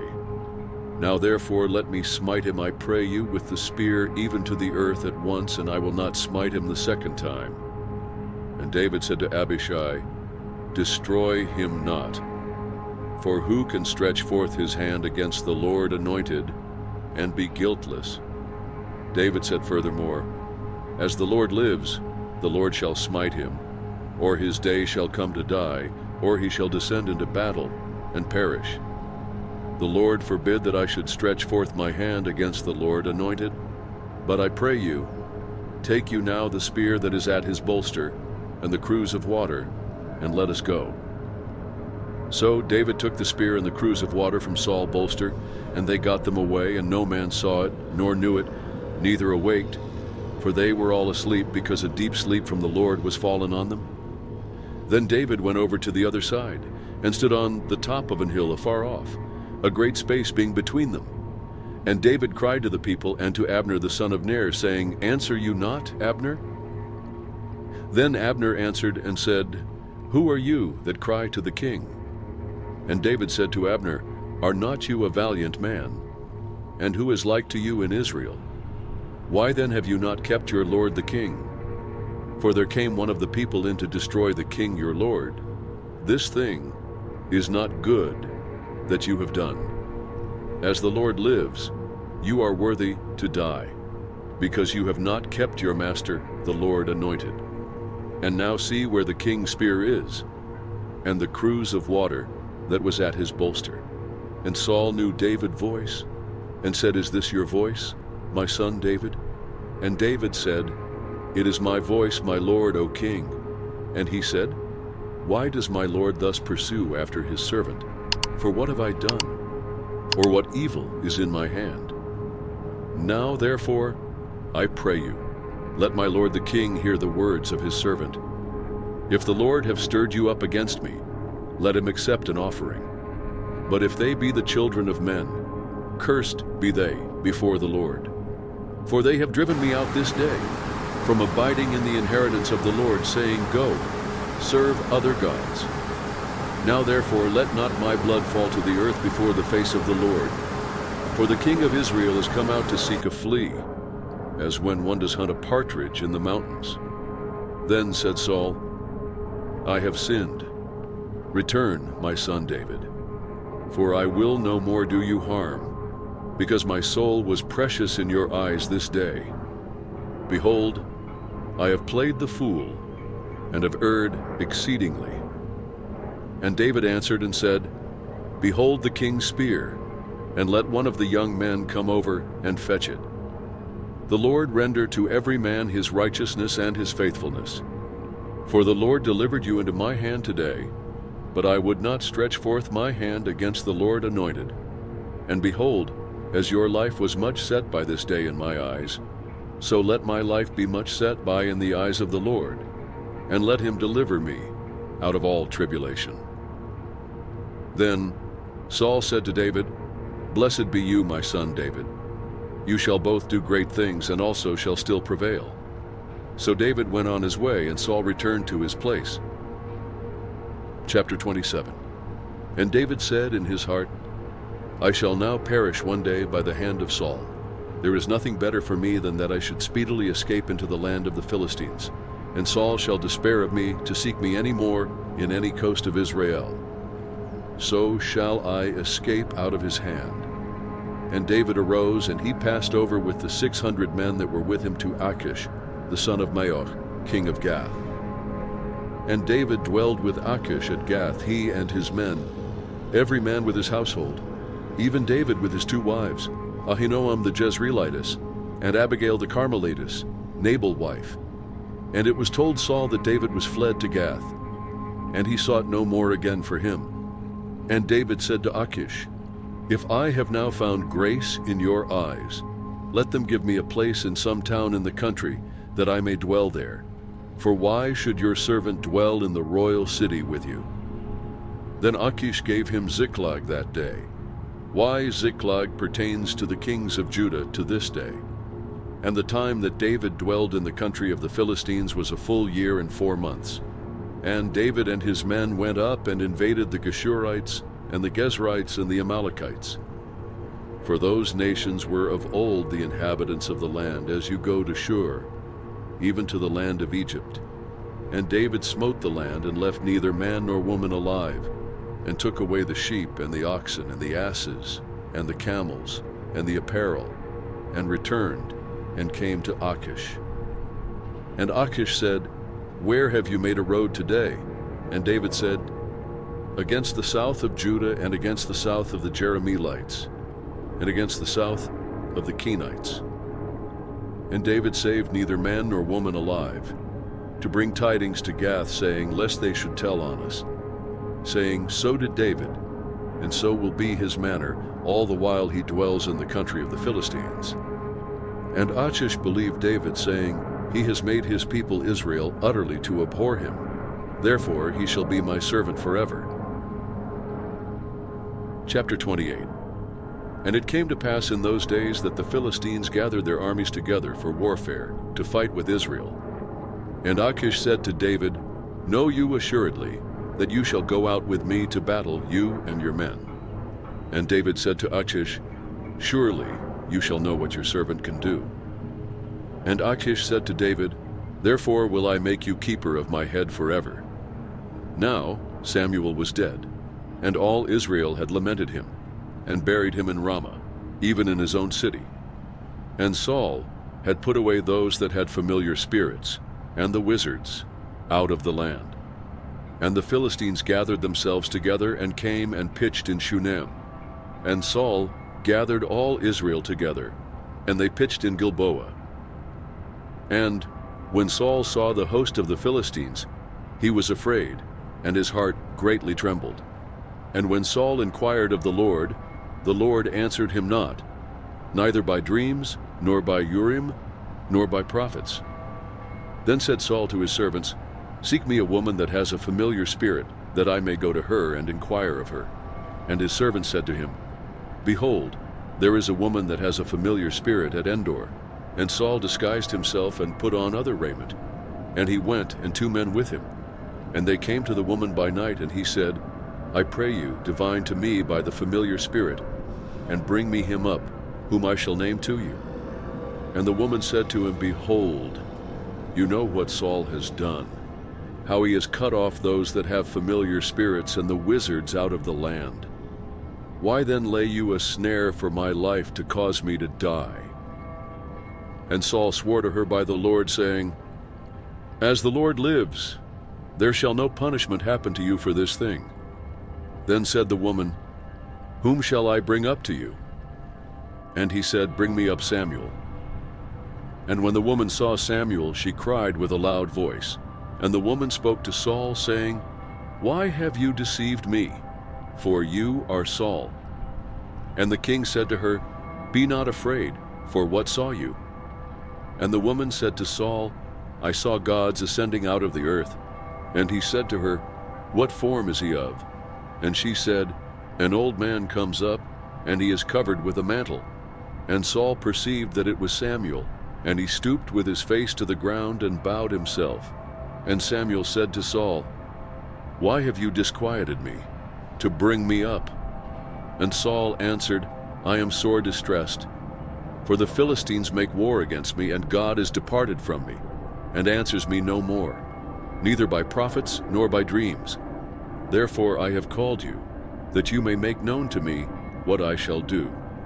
Then said Samuel, Why then do you ask of me, seeing the Lord is departed from you, and is become your enemy? And the Lord has done to him as he spoke by me, for the Lord has rent the kingdom out of your hand, and given it to your neighbor, even to David. Because you obeyed not the voice of the Lord, nor executed his fierce wrath on Amalek, therefore has the Lord done this thing to you this day. Moreover, the Lord will also deliver Israel with you into the hand of the Philistines. And tomorrow shall you and your sons be with me. The Lord also shall deliver the host of Israel into the hand of the Philistines. Then Saul fell straightway all along on the earth, and was sore afraid, because of the words of Samuel. And there was no strength in him, for he had eaten no bread all the day nor all the night. And the woman came to Saul, and saw that he was sore troubled, and said to him, Behold, your handmaid has obeyed your voice, and I have put my life in my hand, and have listened to your words which you spoke to me. Now therefore, I pray you, listen you also to the voice of your handmaid, and let me set a morsel of bread before you, and eat, that you may have strength when you go on your way. But he refused, and said, I will not eat. But his servants, together with the woman, compelled him, and he listened to their voice. So he arose from the earth, and sat on the bed. And the woman had a fat calf in the house, and she hurried, and killed it, and took flour, and kneaded it, and did bake unleavened bread thereof. And she brought it before Saul, and before his servants, and they did eat. Then they rose up and went away that night.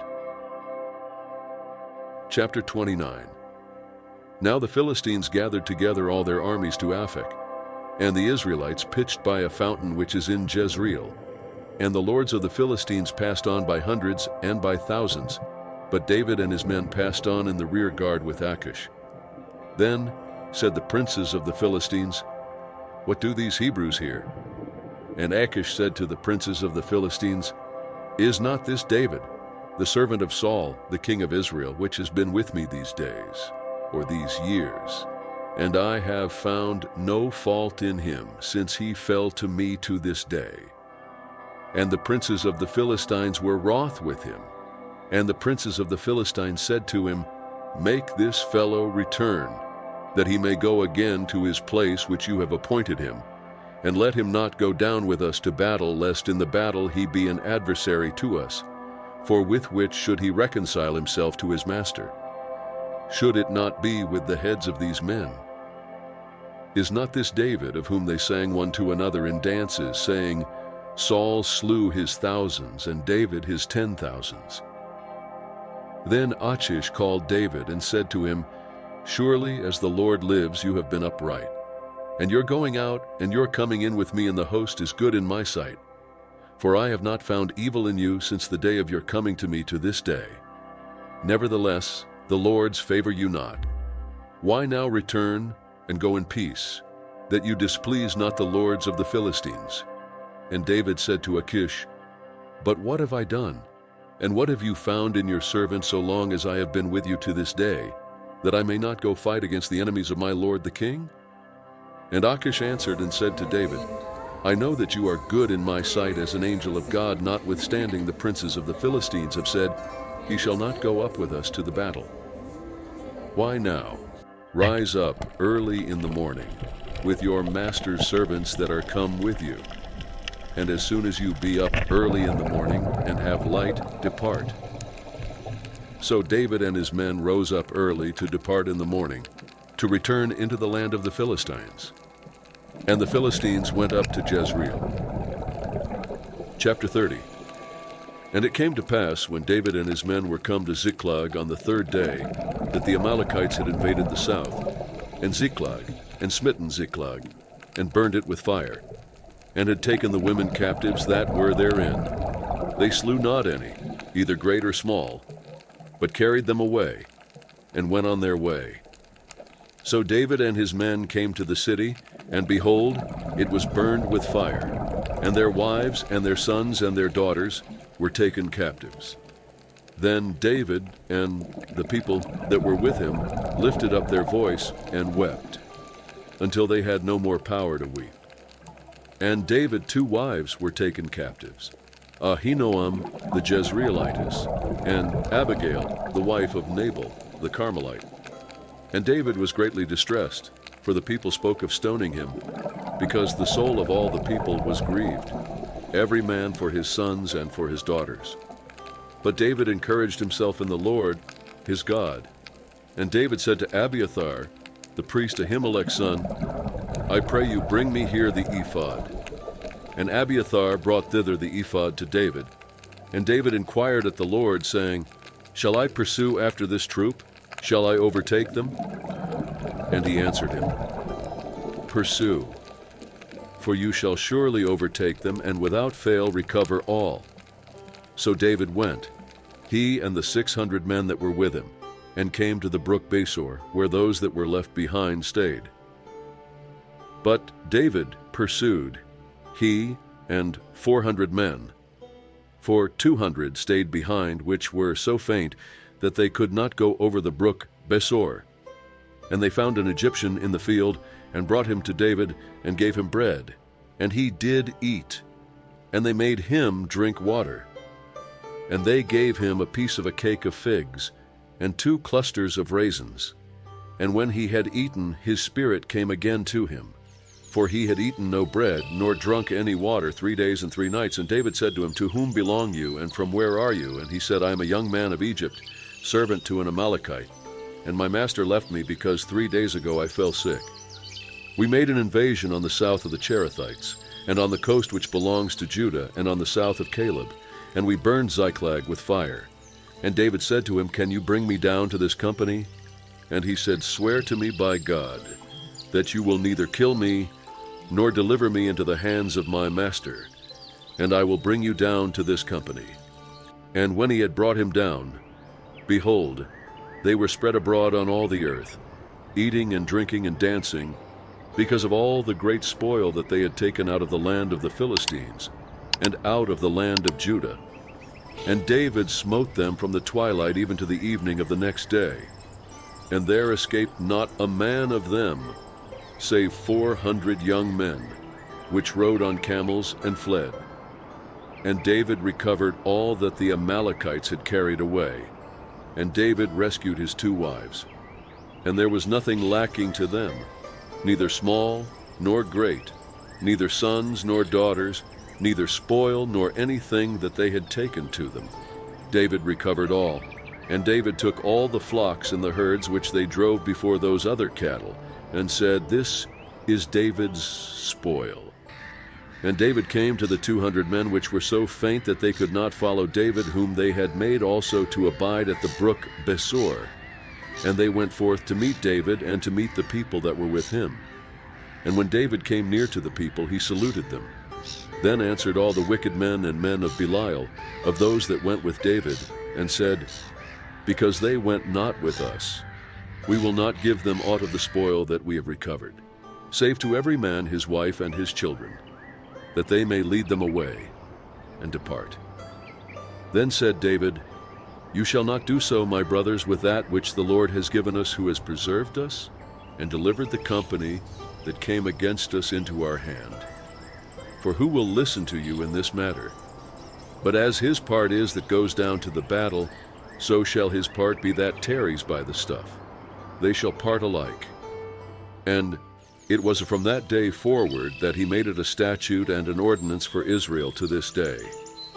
And when David came to Ziklag, he sent of the spoil to the elders of Judah, even to his friends, saying, Behold, a present for you of the spoil of the enemies of the Lord, to them which were in Bethel, and to them which were in South Ramoth, and to them which were in Jatir, and to them which were in Aroer, and to them which were in Siphmoth, and to them which were in Eshtemoa, and to them which were in Rachal, and to them which were in the cities of the Jerahmeelites, and to them which were in the cities of the Kenites, and to them which were in Hormah, and to them which were in Korashan, and to them which were in Athach, and to them which were in Hebron, and to all the places where David himself and his men were wont to haunt?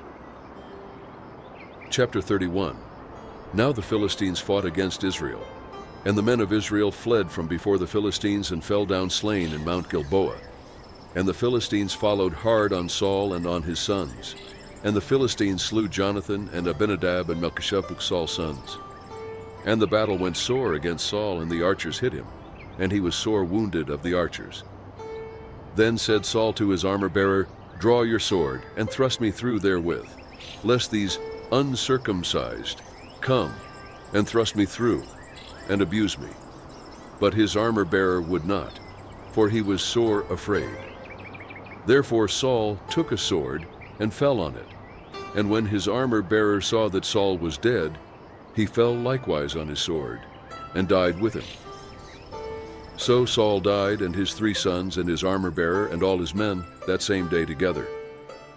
And when the men of Israel that were on the other side of the valley, and they that were on the other side Jordan, saw that the men of Israel fled, and that Saul and his sons were dead, they forsook the cities and fled.